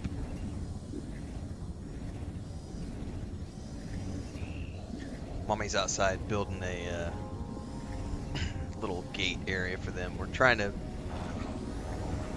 build a big outdoor catio because we've just been letting them go run in the woods forever, and it's becoming problematic. I got a video I recorded this morning that's going out on the Homestead channel probably tomorrow or the day after, talking a little bit about it more because there's packs of wild dogs that are starting to roam around. We've had wild dogs break into the property now twice. Once it was a lone dog trying to kill chickens, and it literally got under the back gate to the woods, back fence to the woods, and then got into the chicken coop and was trying to kill one of the chickens, and the one it was after actually was able to escape it and get inside the chicken coop because we have a big enclosed area, and then the chicken coop itself. So thankfully the chickens were smart enough to all get inside. But then a few weeks back, a couple of them came in through the front, pushed past one of these older like gate things we've got. We got to fix that, and then they came down the side of the house in this narrow little crawl space and went for the chickens again. And somebody posted a Facebook video to like a Facebook group for the town where a pack of like 6 dogs killed like down a block of the sidewalk. They went in and killed like chickens at this place, then the next night they went in and killed a cat at the next place, and then the night after that they went in and killed something else at another place. So it's like, so we're fortifying, we're doing crafting in real life. We're fortifying our base walls. I should say my wife is doing that. I'm not. She's outside working on that while I'm in here with the air conditioning. It seems unfair, but trust me, she does not like the AC. She hates sitting at a desk. I tried to tell her today, I was like, you know, you could be filming all the stuff you're doing right now. It would be great content for the Homestead channel. And she does not, I don't even think she's turned on her laptop in the 2.5 years since we moved here. I think she's only turned on her laptop twice. She just does not feel the need to, whereas I'm plugged in 24/7. My wife is very much an outdoors person. She likes to be outside sweating in the heat. She likes the beach, whereas I melt in the sun.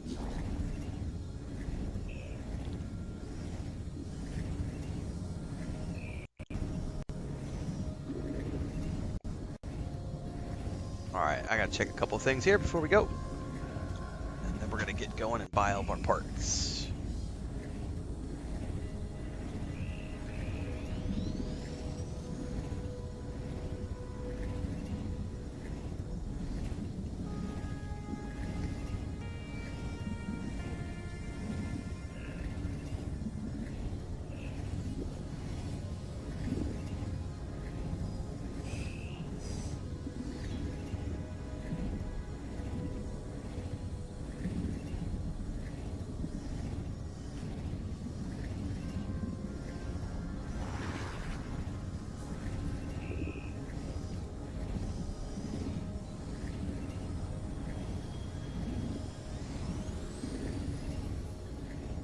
Somebody mentions a power inverter. I don't even know what that is.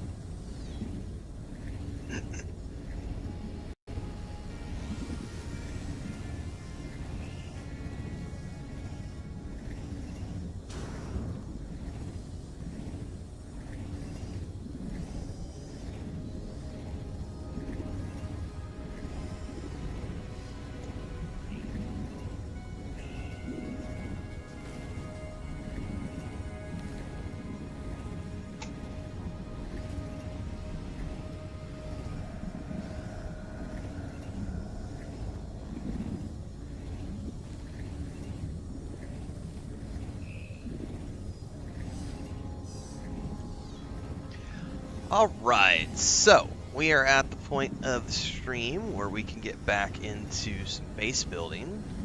So, one of the things we just spent the last, hour and a half doing was getting salvage data that we can use to exchange for... Get comfy my chair, man. Construction research stuff, because we're going to buy the timber mods this morning. And then if we have anything left over, we might buy some other stuff, but... Right now, we want to go to timber structures. And we just need to buy everything across the board. So we're just going to start here. And we're going to say research and go back. We're going to do... This will take a minute, everybody. We're just going to buy all the parts. I don't know if I have enough points to buy all the parts, but we're going to buy what we can. And then if we need to back out and go do more salvage data, we could do that another day. But in the meantime, we're gonna just buy what we can. Some of these I had from the day before. Because like when you first start the game, it has you buy some timber stuff. But I prefer the alloy. But it's nice to have these that if we decide to decorate a different area, or if we want to build a little cabin in the woods, we could do that.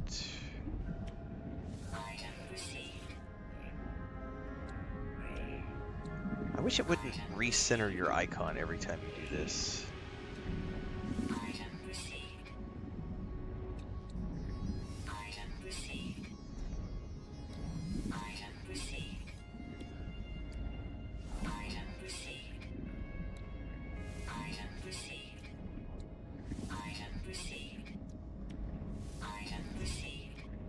This is great.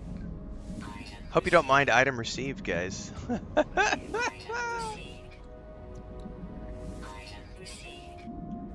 Okay. These windows look awesome. Alright, so that is 100% of the timber structure modules. Now we need to buy the rooftop panels. And this will be where I may run out of points. You never know. Yesterday we had 1 point to go when we finished up. We'll see if we got close enough again. I didn't actually track. I just said we need at least 50-ish.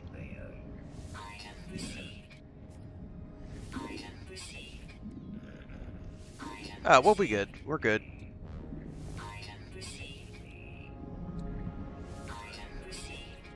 Got 3 points to spare. Alright, so we have all the timber roofing and all the timber structures now to go alongside with our alloy structures and alloy roofing.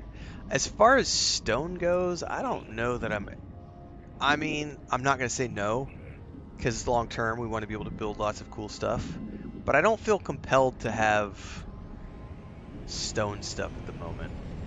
Oh, I know one thing I do want to do. Hold that thought. We want to go over to the Exo stuff and see if I have enough points to maybe buy one of those. Yeah, oh no, those are way expensive. Okay. Those are definitely...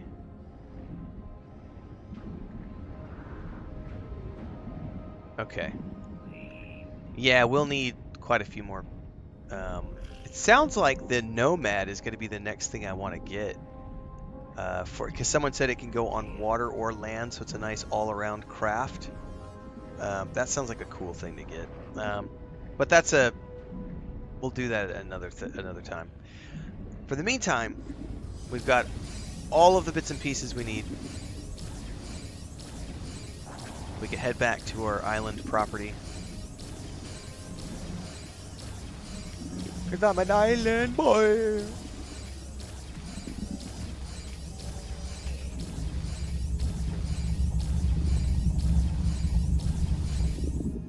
I wonder if teleporting interrupts that automatic update. We're gonna know once we land if it keeps on going.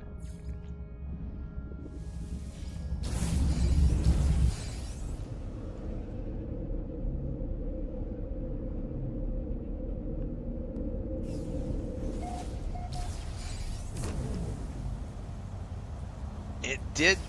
Yeah, it keeps going. So it's recording all the blueprints. Hey man, sign of progress.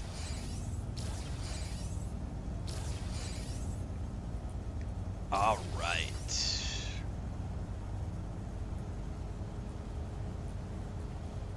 Oakley dokley. I don't have any idea yet. Oh, Hemelator says, I think the base Exocraft technician quest lines unlock the Nomad and Colossus geobase. Macwizzle says the same thing. So is that the quest? Is that related to the expanding the base quest line? Because, like, I still need to construct a beacon, return to the scientist, and then I also need to get an armorer, and then it just expands. So I probably just need to keep following the expanding the base quest line is what you guys are saying. The overseer makes you hire more people. Okay. All right. Well, let me jot that down as a note because it sounds to me like in terms of just base building overall, I'm also going to need to go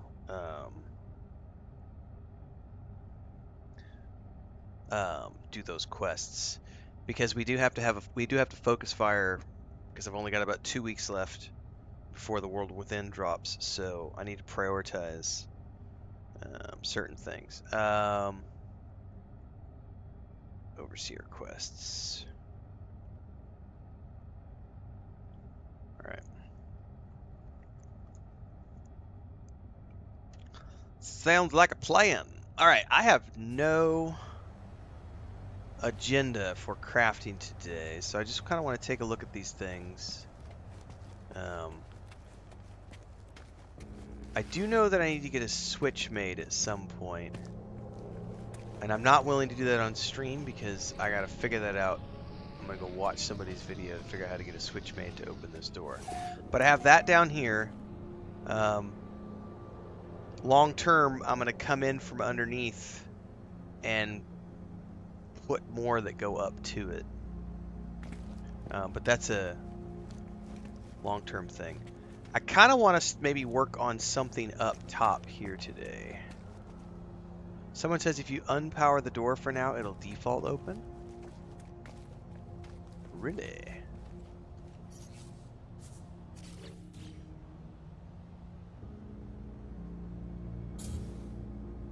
Oh, that was the wrong... that was the wrong one. I decoupled the solar panel. Okay, I'll be damned. Yeah, see, something already respawned in here, one of these trees, which is totally gonna be a long-term thing that guy was getting triggered over.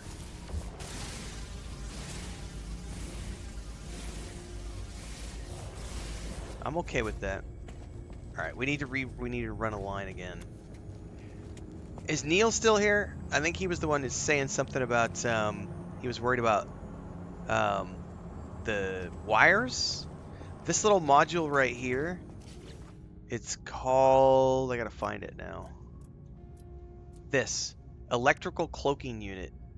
It enables a wireless aesthetic in your habitable base, so you could hide all the wiring. I immediately grabbed one of those as soon as I could because I also hate all the wires running everywhere. I do need to go redo my wiring here between the solar panel and the battery.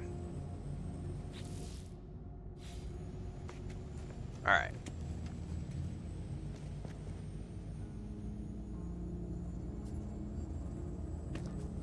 Yeah, McWizzle, I'll be looking up a guide sometime offline to figure out exactly how to make that all work.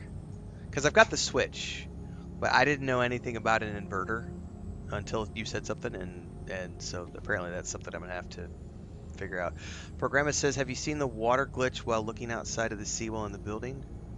When you are inside, the water disappears, and if you come close, it suddenly appears. No, I've not. inside the building?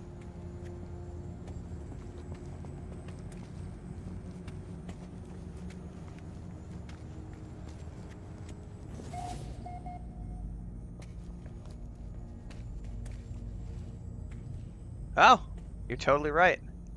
Wasn't paying attention to that.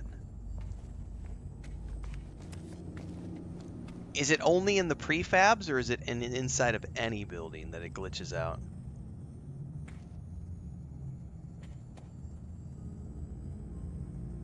Interesting.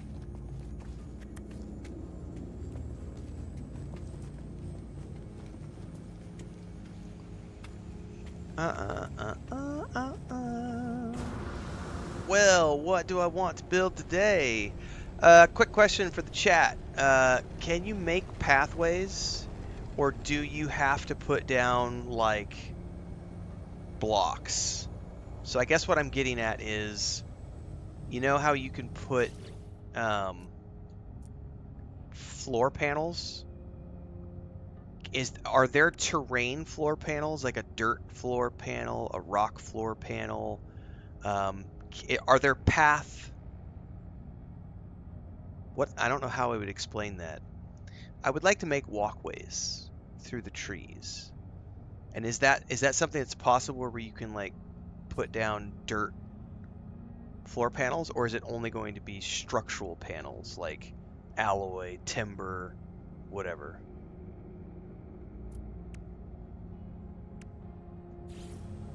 Because if it's only this, you know, what I'd like to do maybe is, I don't know how I'd want to do this. I mean, essentially, I would probably need to put a little stairwell right here, and then go up from here with these platforms.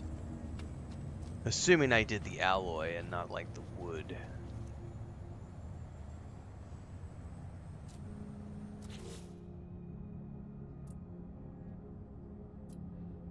There are only floor panels, says Exocraft. Okay.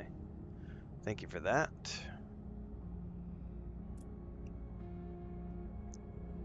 The stone flooring might look more natural. Well, hey, you know what? I've got 3 more points. Let me at the very least go grab...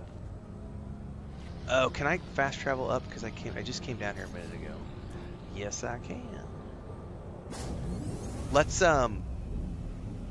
go grab those stone floor panels just so I can see what they look like. Black Hawk Fans 2525 says there are walkway panels that you can unlock from construction console on the anomaly. Well, let's take a look at that while we're up there.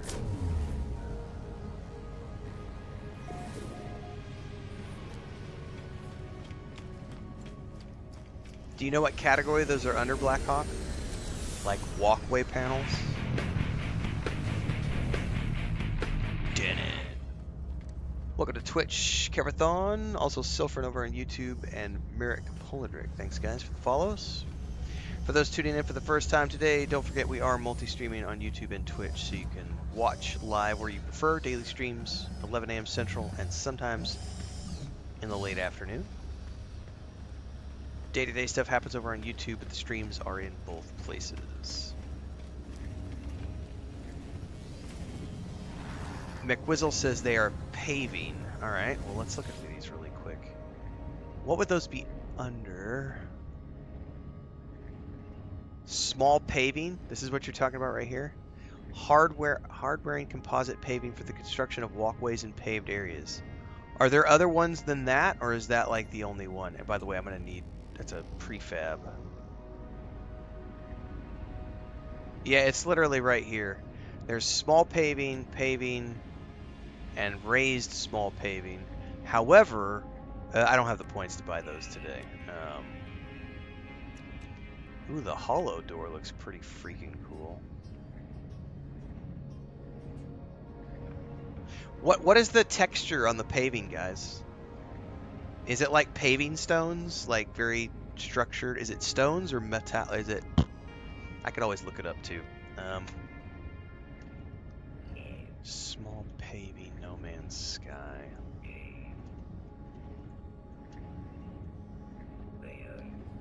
Show me an image. Oh, it definitely looks like... Yeah, I'm not a fan. Yeah, I'm not a fan. Um...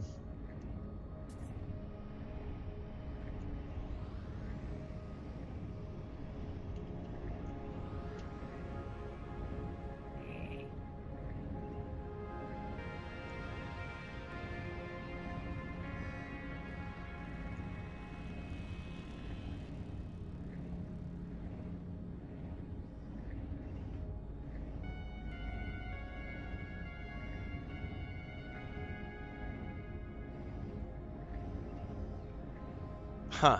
I'm looking at screenshots online, guys. Sorry, I want to just double check. Alright. Well, maybe just grab the stone. Let's just, maybe we can play around with that. There's also these ones. Yeah.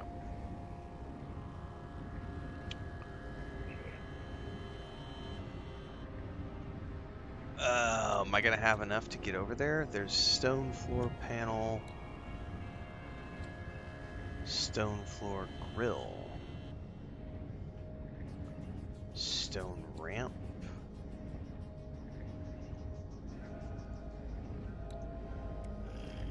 And I gotta go from here first.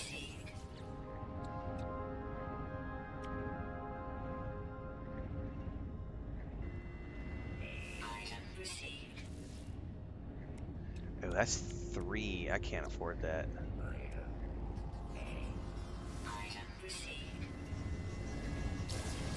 Alright, well, we bought a few stones. Let's just check these out.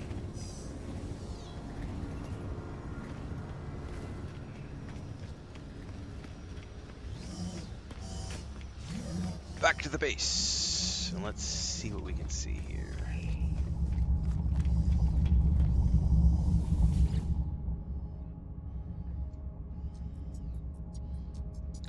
I kind of need to figure out where I want to build, like, the home structure, like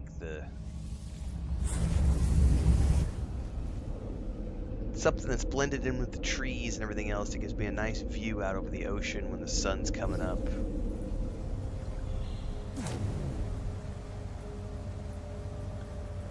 The landing pad, I don't mind where the landing pad is at. But I might want to come over here to build, like, the actual house. And I want to do it so that we're in the trees if we can. And then I'll have a walkway that goes down over to the...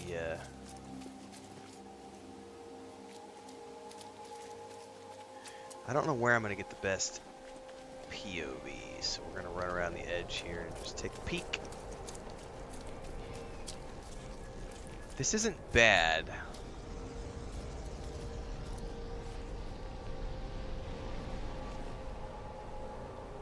I might like this view right here. I'm going to go get rid of that base eventually.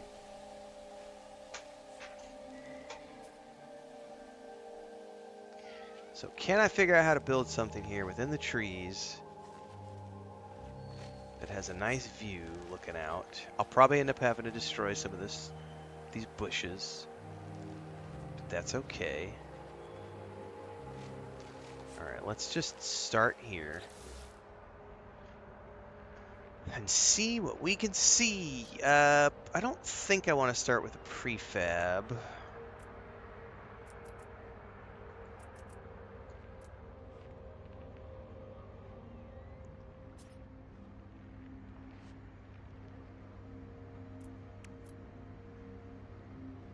I forgot to check what these look like.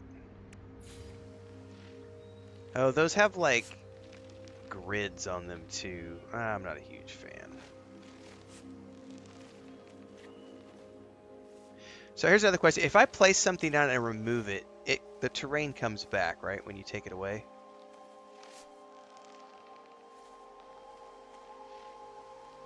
Like, if I place it, it'll remove the terrain around it, but then when I take it away, it all comes back?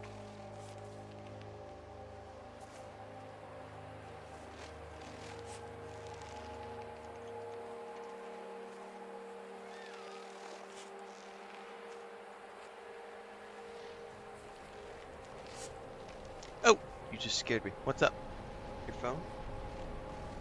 No, but I can call it if you want me to. Huh? Okay. Hang on, guys. Chris just walked in. She can't find her phone.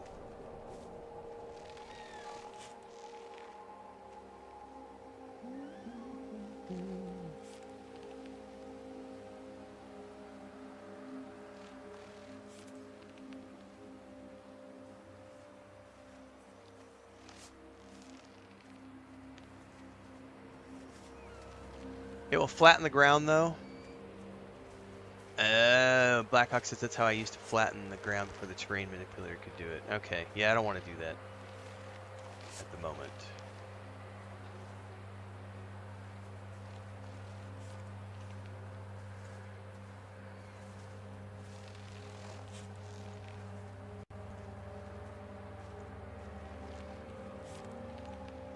Okay.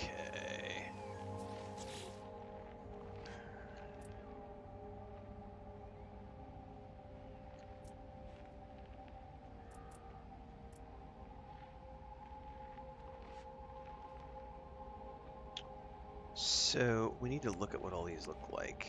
Extruded alloy door. Okay, alloy door A, and okay, an alloy frontage.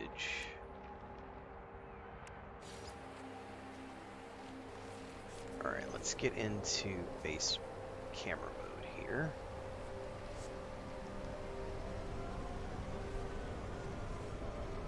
I gotta find a nice little place within the trees that gives me the view that I want out in this direction.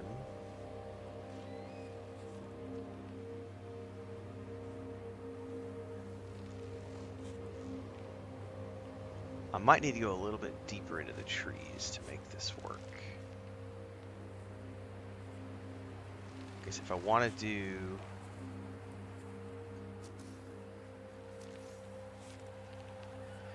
here's another question. I probably need to place floor panels first.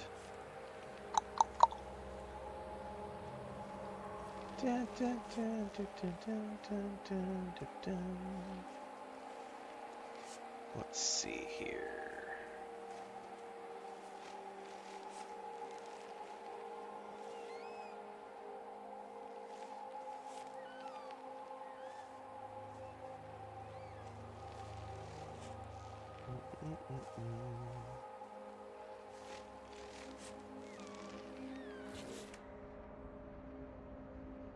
Can you place the walls before you place the floor panels, or do you have to place the floor panels first?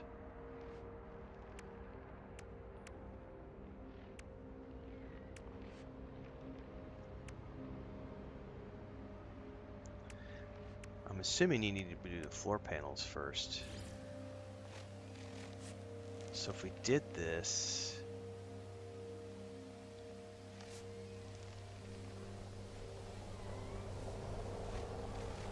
Well, screw it. We're about to do the point of no return here.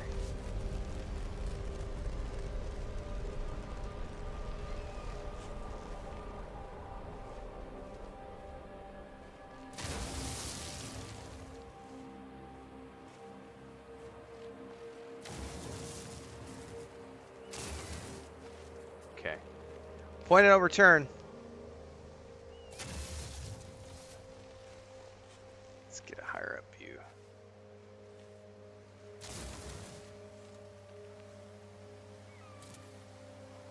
If I want to do symmetrical,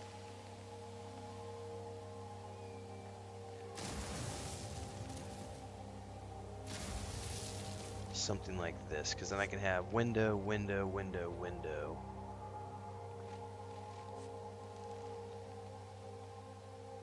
Something like this.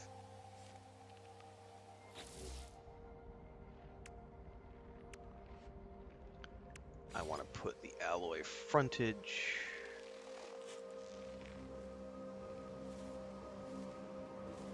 right here.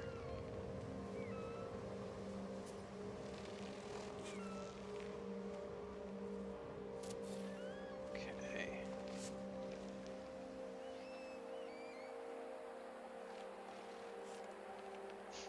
Okay. Now, can I build like window, front doors, alloy window, extruded alloy window. I don't need the roofing right now.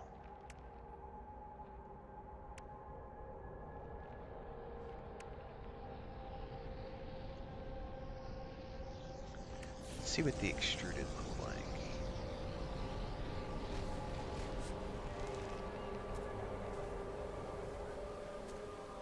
Technically, I don't know which way it's supposed to go on the... I don't know if that's the inside. That would look better on the outside because of like the eaves. Let's just see what it looks like.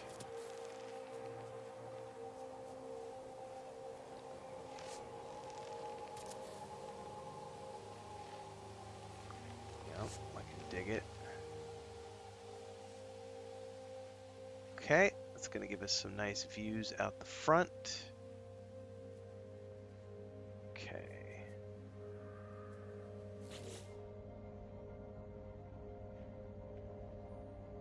Yeah, the walls can be flipped around if I decide I want to change them. And then we can put...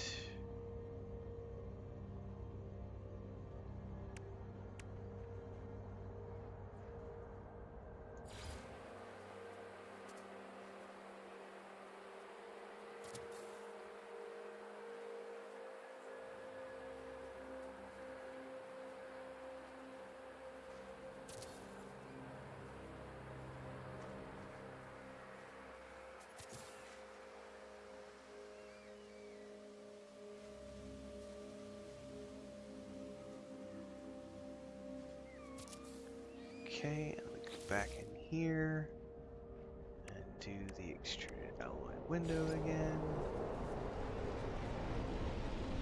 And we can flip that around.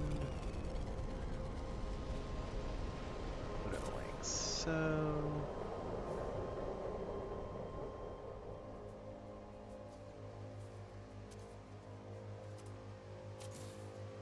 Put it like so. Come on the back side and probably do... Watch out for the knights who say knee.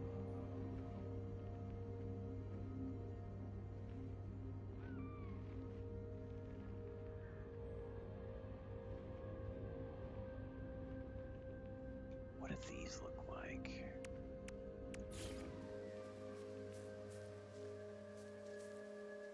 Nah, I don't like that.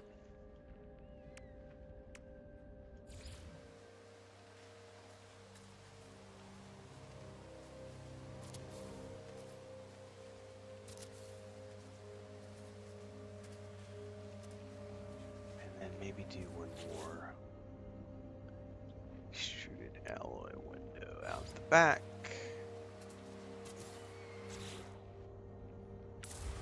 Okay. So that gives me... I need to do the roof still.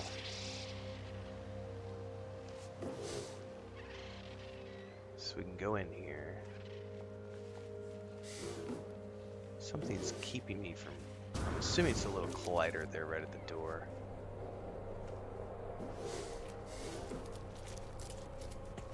Okay.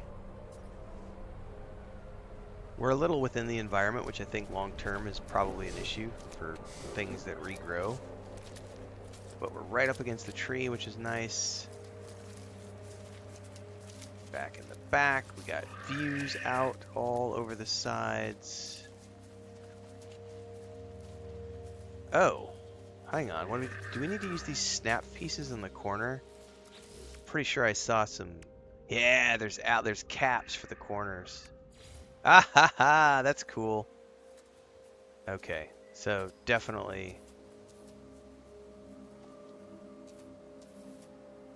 that's where those go. And I flipped it. How do I get it back?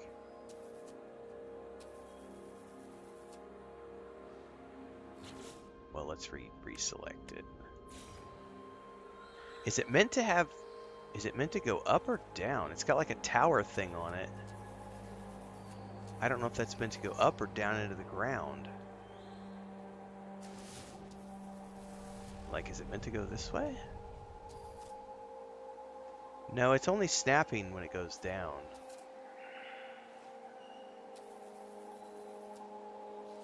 Huh. Well, let's just play around with these real quick. Let's put one here. Put one here. Can't build there, why not?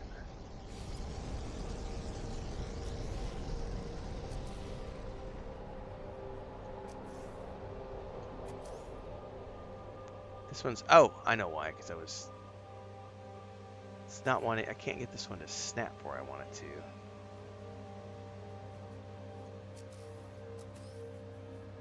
So this one's not actually snapping.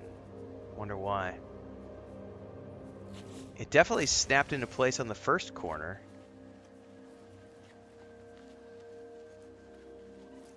Yeah, I thought it was on. I've tried on or off. It wasn't wanting to go.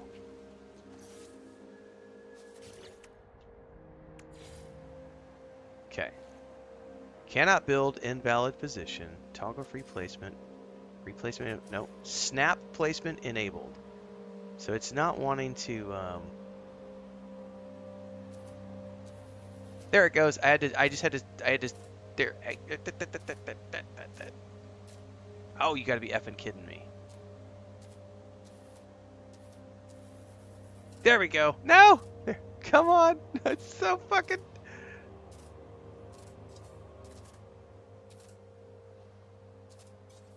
Oh, that's ridiculous. It's gotta be like perfectly aligned to get this to work.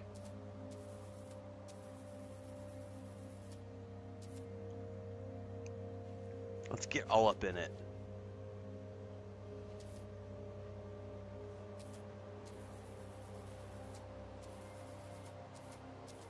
Oh, there. Don't fucking touch it.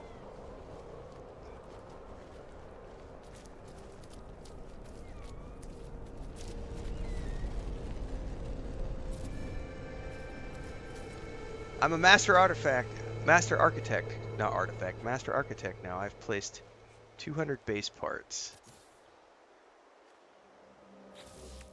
Okay, so that's cool. So we've capped the corners now.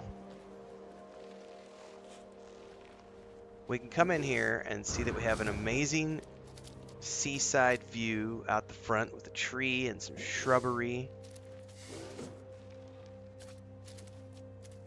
Got some nice views out either side. Now I need to make a nice, like, glass rooftop. Right? To make this work the way I want it to work.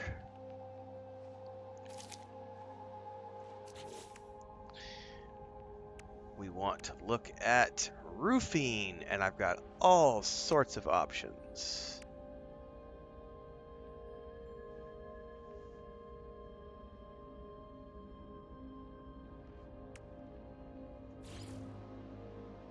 So let's go into toggle camera mode. That's funky.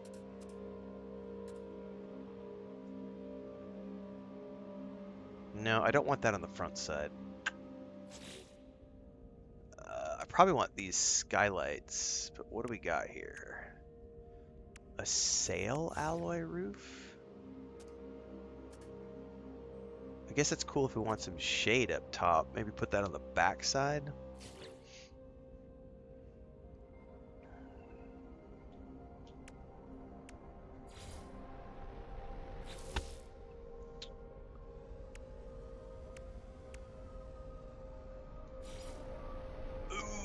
That might be kind of cool for the front. Like 3 of those along the front. Hold this thought. We've also got the skylight roof. How does that work? That looks like a box though. How do you, can you like get up into it? Hold on, we're gonna place this and I wanna go see what it looks like from underneath. Oh yeah, it's total, yeah, but what I don't like is this back here. Like, it's got this panel in the back. I'm assuming that panel stays even if I snap something to it, right?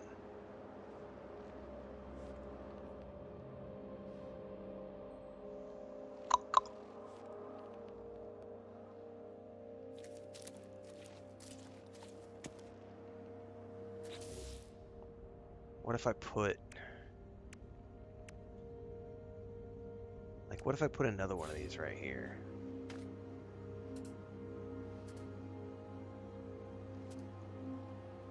Yeah, see, it's gonna... I don't like that option.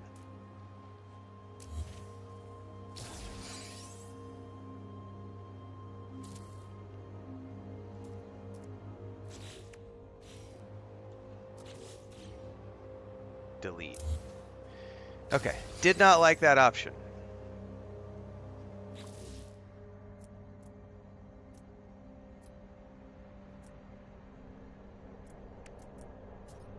I think we may just go with the side lit flat. What is this? Oh, see, that's the thing. Same thing. It's like a boxed in thing, so it's got an edge around it, and I don't want that. This might be my best option. Because I could put 3 of these. I could put 1, 2, 3. And then we can look here. That gives me some nice lighting out the entry. But then what do I do over here? I guess I need to...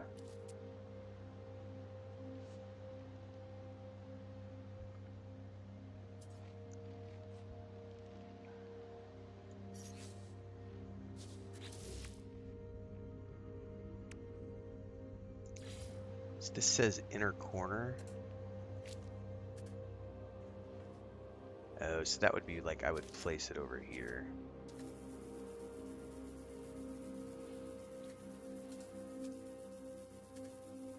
Something like that.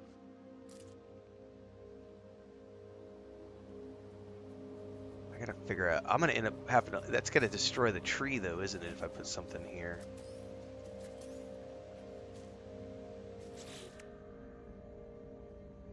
Sloping alloy roof gable. See, this would allow me to just cap this right here.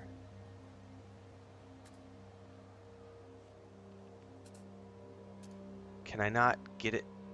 See, I don't want to play. I want to. So you see how there's a triangle? How do I explain this?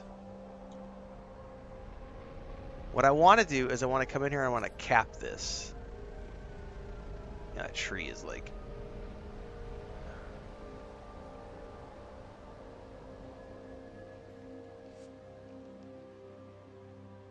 It's not going to let me cap it the way I want it to, though, is it? How the heck are you supposed to cap these pieces off at the end, though?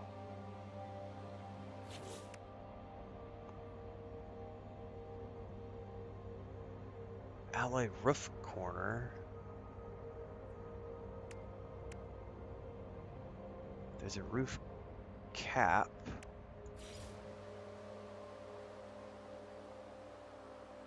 No. I've got all the pieces for this. I just gotta find which one it is. Yeah, Farfalfal, that's what I'm looking for. It's a wall part, not a roof part. Hold that thought. You're talking about this right here, the sloping alloy panel. Oh, that might be what I was looking for, if I can... Yep. Although, it's gonna put a weird cap.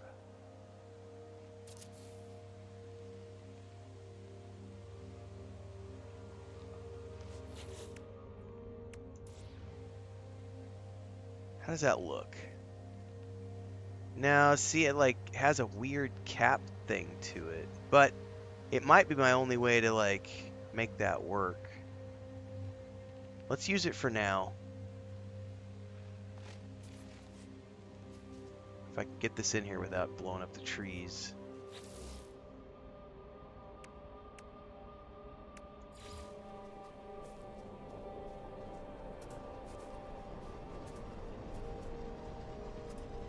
Come on. No, there we go, right there. All right, that, I mean, it works. It's not perfect, but it does work. All right.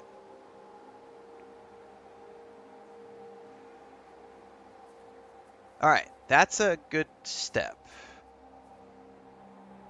for the front side.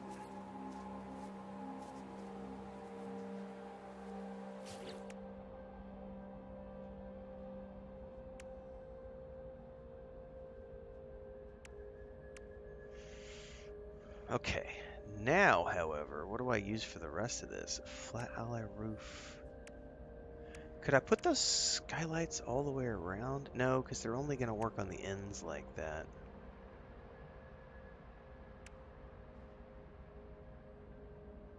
Hold this thought. Can I... See, they're not going to want to snap to the top of this, are they? Oh, yeah, they are. Hold up. I just got to get the right angle.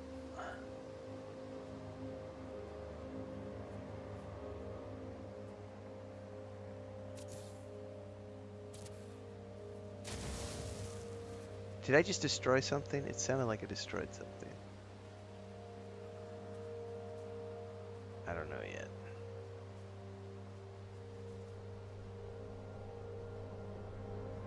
Now, how do I... Because it's not symmetrical here. It's hard to build with the trees in the way. So if I came on the other side, would I need to then use the same alloy skylight roof?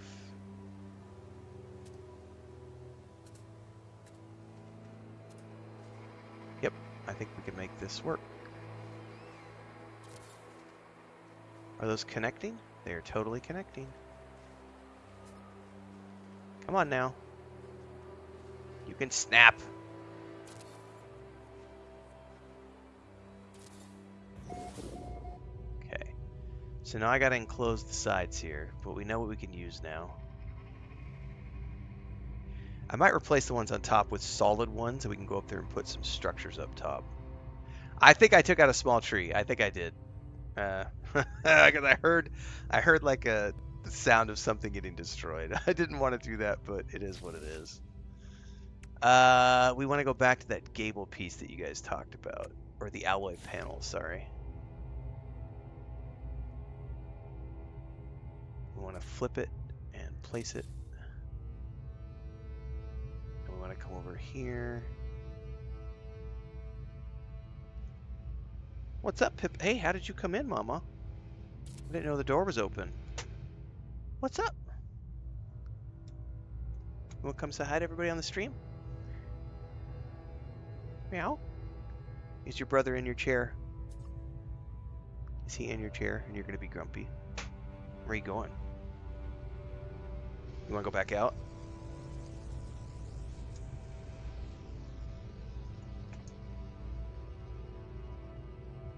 What's up, Smeagol? Oh, did you wake up because you heard your sister? She's like, no, it's my chair today.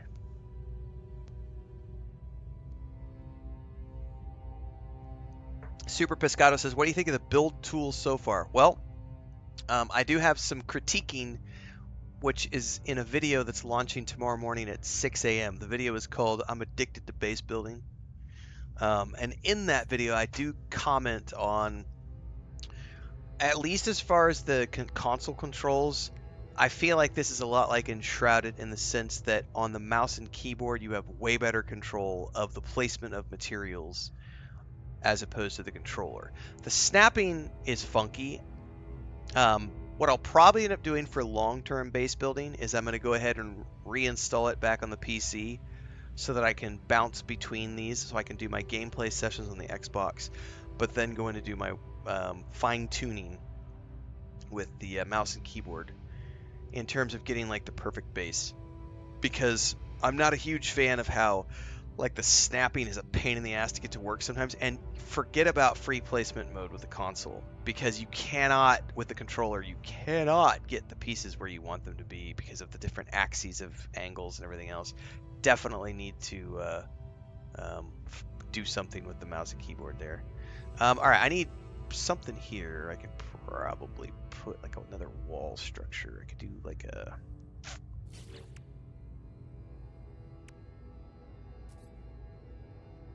sloping alloy roof panel. Probably is not going to work because it's going to slope the wrong way. Yeah, it's not enough room for it to do its thing.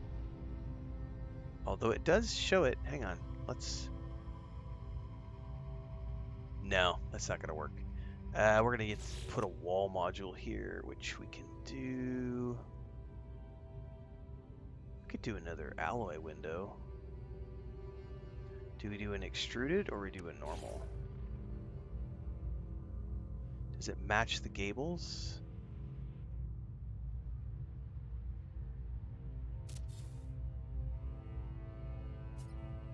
It totally matches the gables, so we can use the extruded.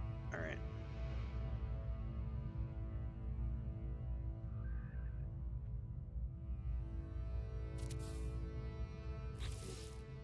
All right, let's go take a look inside, everybody. This is a very well-lit place.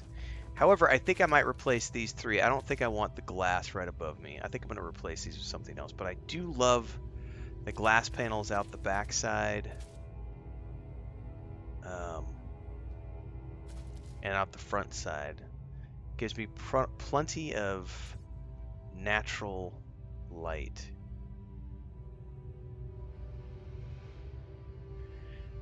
That's a good point about the... I don't really traditionally like mixing and matching like the timber with other stuff, but yeah, there are some nice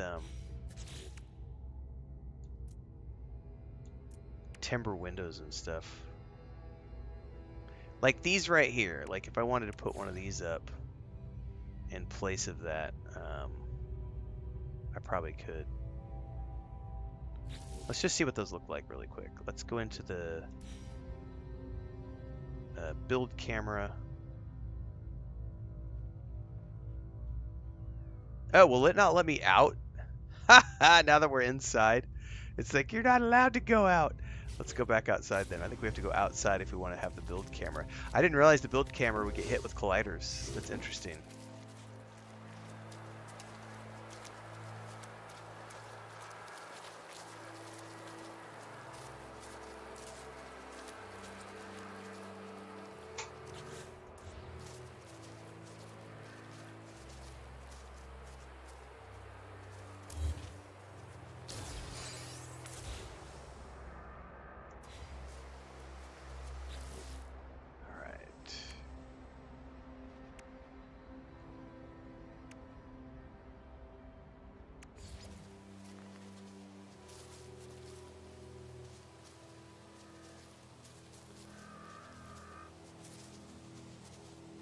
Snap, damn it.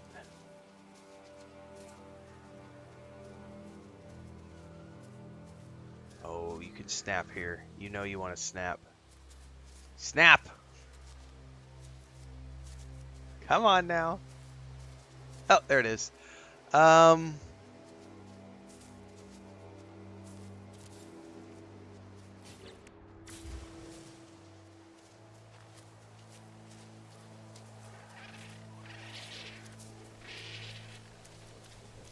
The only thing I don't like is the fact that it doesn't match up with the gables.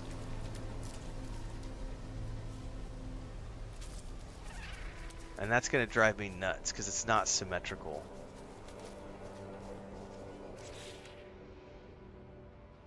Nah, we're going to go back to what we had. It's not perfect, but I do want all the bits and pieces to look the same.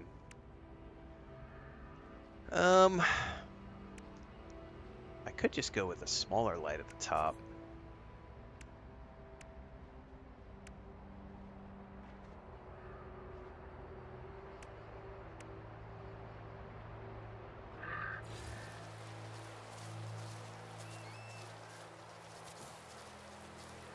That way it looks slightly different than the one on the ground floor. I like the look of that. Much better.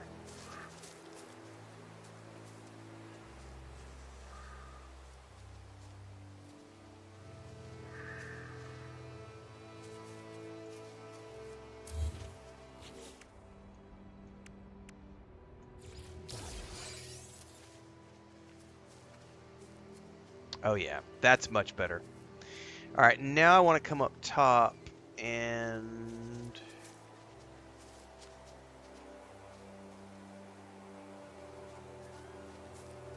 get rid of these. Delete, delete, delete.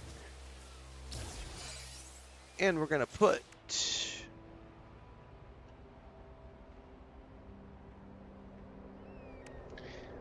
what other rooftop things do we have up here? A roof cap?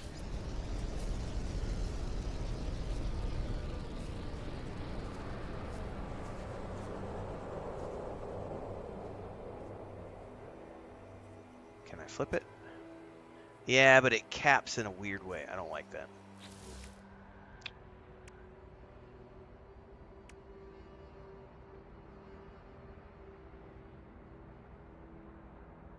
Although, can you put a gable up against the edge of that, maybe? Possibly?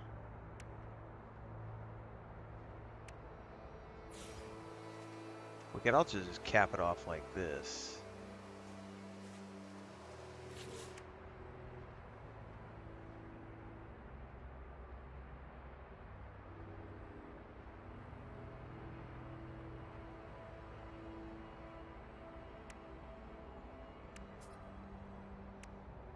That was a top lit.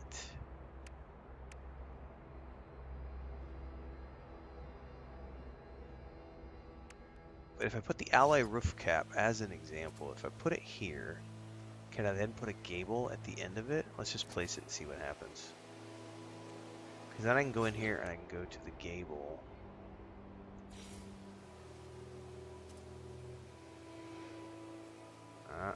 Yep, you can totally cap it just like that. Perfect. I think that might be what I do.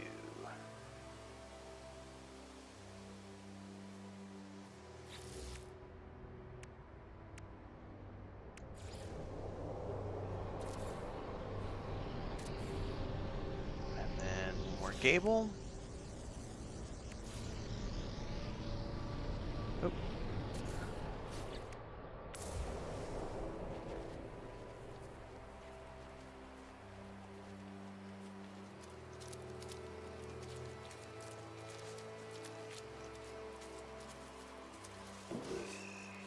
Thinking so.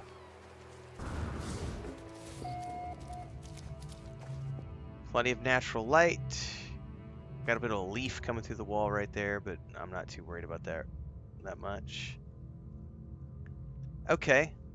I'm pretty happy with this initial, like, just structure. Obviously, it's not perfect.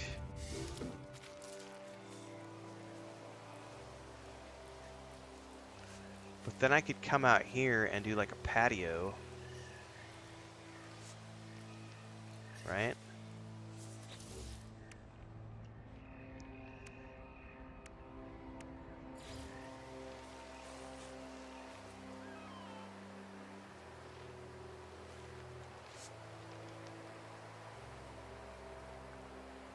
Like, how big of a patio do I want? Do I just want 2 blocks?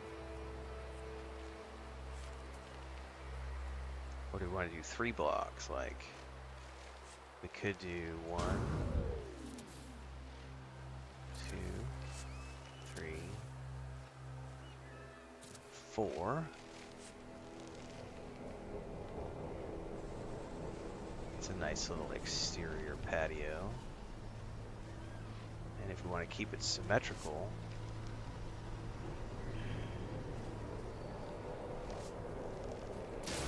oh no, it destroyed the tree. That's not what I want to do. And if I go back, fuck. I didn't want to destroy the tree. That sucks. And then if I remove that, it's probably not going to bring the tree back. The tree's probably gone now. Damn it. I didn't think I was close enough to the tree to destroy the tree. It is what it is. Boo! I destroyed one of the trees. It'll grow back guaranteed. How long do things take to grow back, by the way?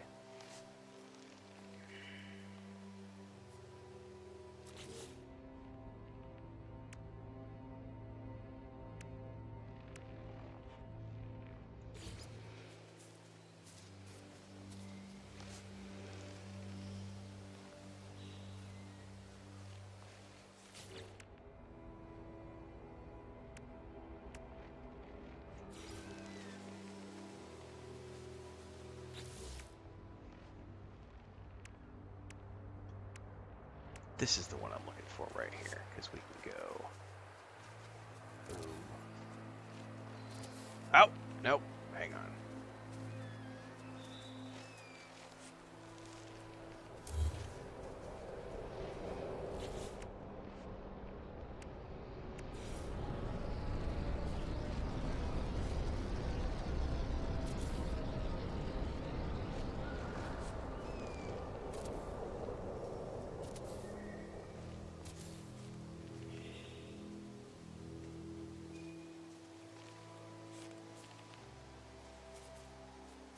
Come on, you get up on top here. Come on!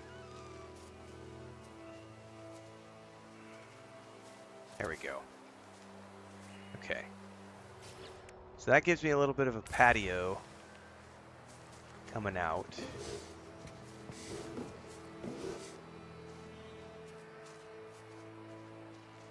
Long term, I could put out some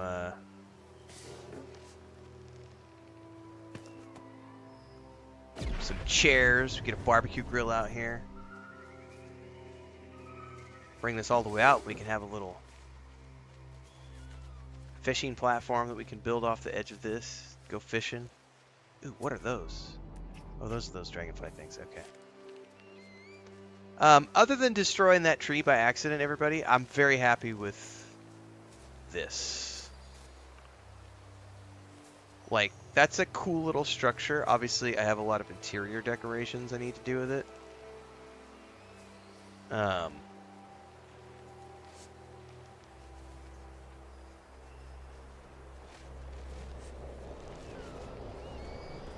Totally destroyed that tree by accident.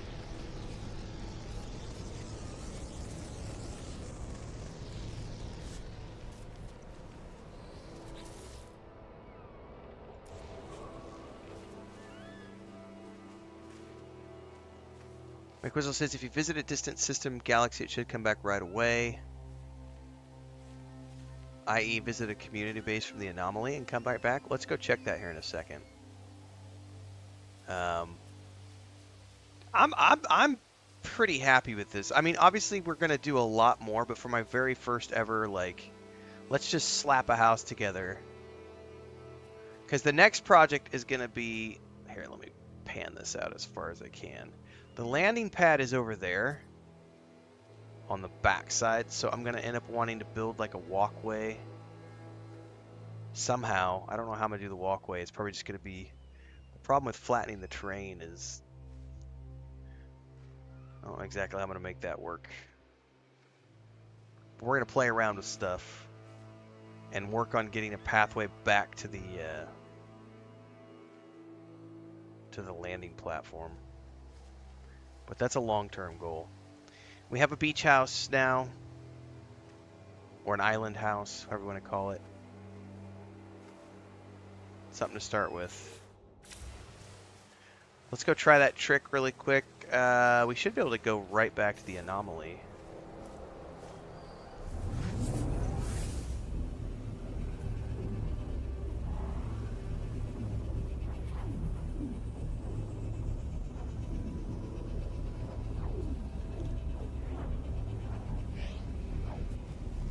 Try out McWizzle's tip, see if that works really quick, see if we can get that tree back.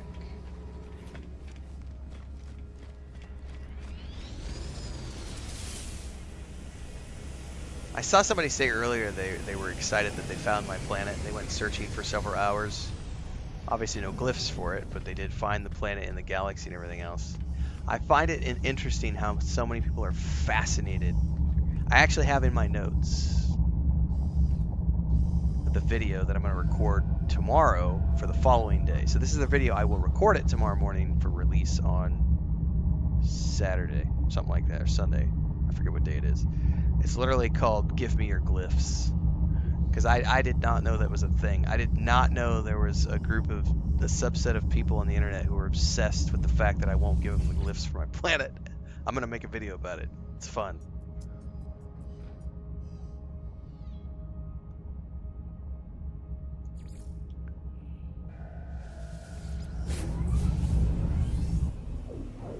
I think they found like somehow, you know, I don't know what that all entails. They said they went looking for several hours. It's up in the chat somewhere. I don't remember if it was on YouTube or Twitch.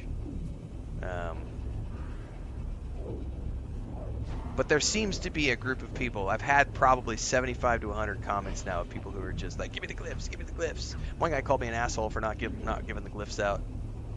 I hid him from the channel, from YouTube. I was like, you say what you want. What's the point of putting it out on YouTube if you're not going to share the glyphs? You're just bragging. Fuck yeah, I'm bragging. I found a cool fucking planet.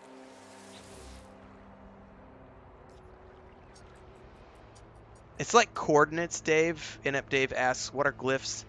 I think glyphs are what allow them to... I think if they find it... Correct me if I'm wrong, chat. I could be wrong on this. I think if they find it, they just find their own version of it. But if they have the glyphs, they can come to my version of it. I think. I don't know. I don't know exactly how that all works. And I could just put myself in single player mode and not have to worry about any of that. But, yeah, you know, it's all good. So I should be able to go back to my island planet.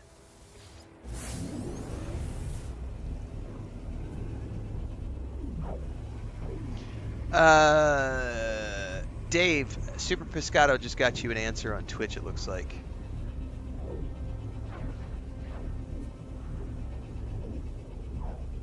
Hey, I'm new too, Dave. Like, I'm only like 10 or 12 days in, something like that. Oh, Dave, one tip I can give you if you just started, because I didn't find this out the other day. Go into your network options. Turn off PvP and turn off the ability. I'll show you what I'm talking about right now.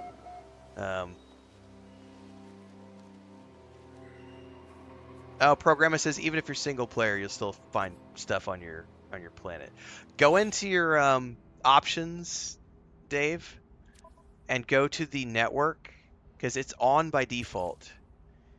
Turn off PvP because it's on by default. So turn the PvP off and then adjust who can add base parts and who can delete base parts and make it no one.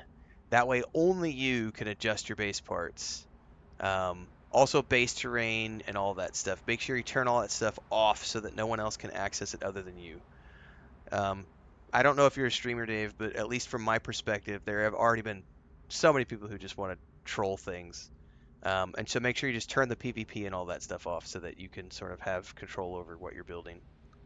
Yes, do it now. I didn't know this, so we did the community video the other day. We went and visited other community bases, and someone was nuking one of the bases from Planet with a ship, like a freighter or something, and I had PvP was on by default, and I walked in and died, and I was like, what just happened? And we had, people in the stream were like, what just happened? You just died, and then it happened again, and then again, and then to other people, and we realized somebody was just firing down on the base from Planet because it's an open public community build, so people are visiting it to check out the build, and some asshole was in space just like blasting the station with laser fire to just kill whoever was there visiting, which was annoying. But once you turn PvP off, you're fine.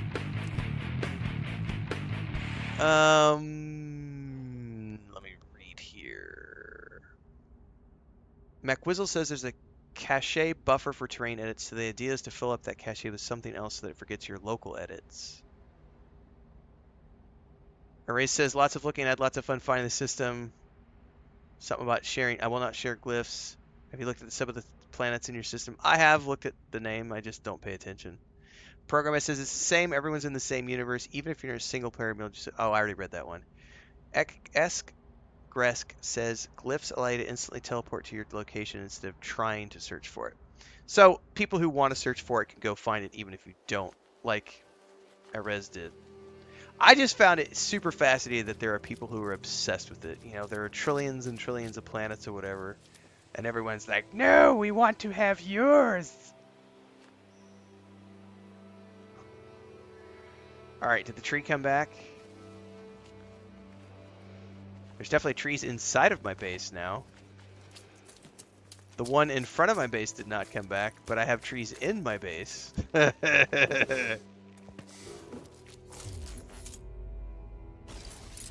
Oh, I have this one now. Oh, it's because I forgot I bought this new one and I haven't switched off to my old one yet.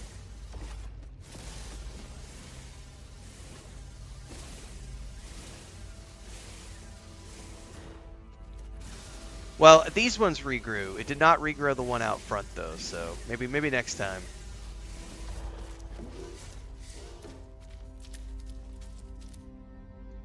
Get my flashlight on, man. I can't see squat. We're gonna have to get some lighting up in this bitch.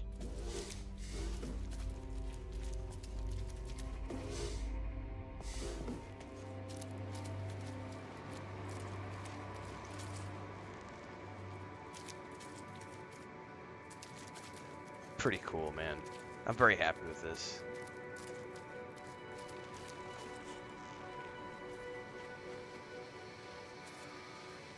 All right. Well, the next step of this project would be to come back in here and work on building that pathway over to the landing platform I got back over here.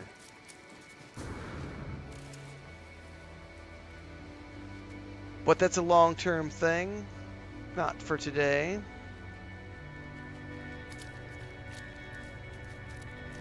Progressive says mine plants will come back faster, but if you flatten the terrain or build something, they will probably stay away.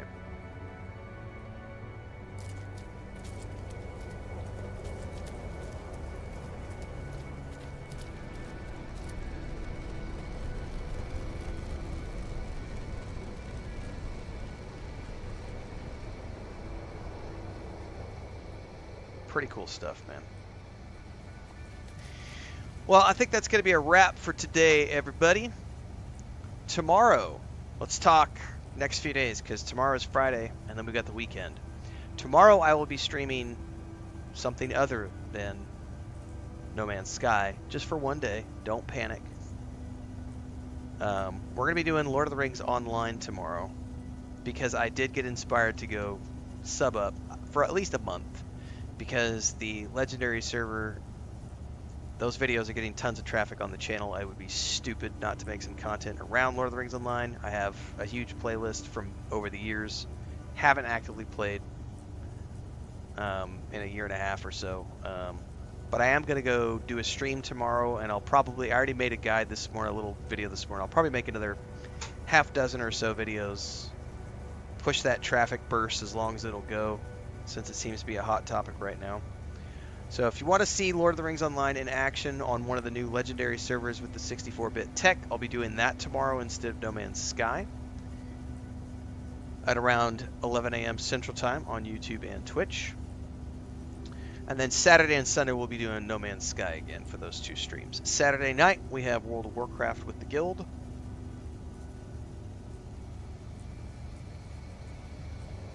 And now those are the next 3 days. We got the next 3-day covers.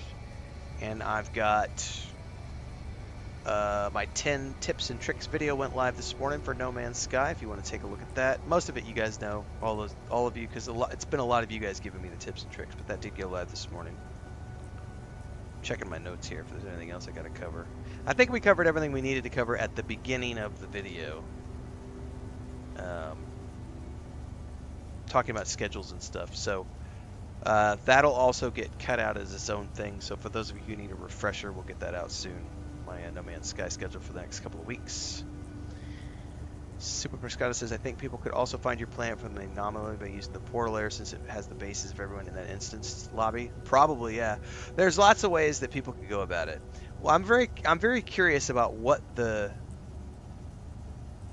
reasoning for it is. I'm sure some of it is just people want to find cool places to build, but I'm also sure that there's people in there who are trolly and want to show up and mine the terrain around your base and fuck up your build, and there exists all sorts of trolls. I've been generally blessed because I don't play a lot of online games where you have to deal with other players like that. I don't play PvP games at all. I was generally shocked when I found out this game had PvP. I didn't know it did. I thought it was just an online multiplayer. Because in Shrouded, we just play at co-op, and it's just a fun, cool place to hang out with your friends. So having to deal with the trolley side, especially as a content creator and streamer, there's always somebody out there who gets pissed off because you said something, or you ignored their comment, or you didn't do what they wanted you to do, and they want to get revenge. It happens. I'm not big enough to get stream sniped too often, but it has happened a few times. Sun's coming up. I love the view off this planet, though.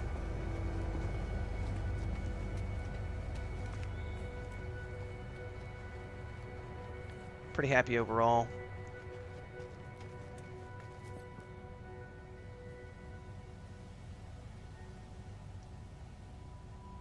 See y'all tomorrow.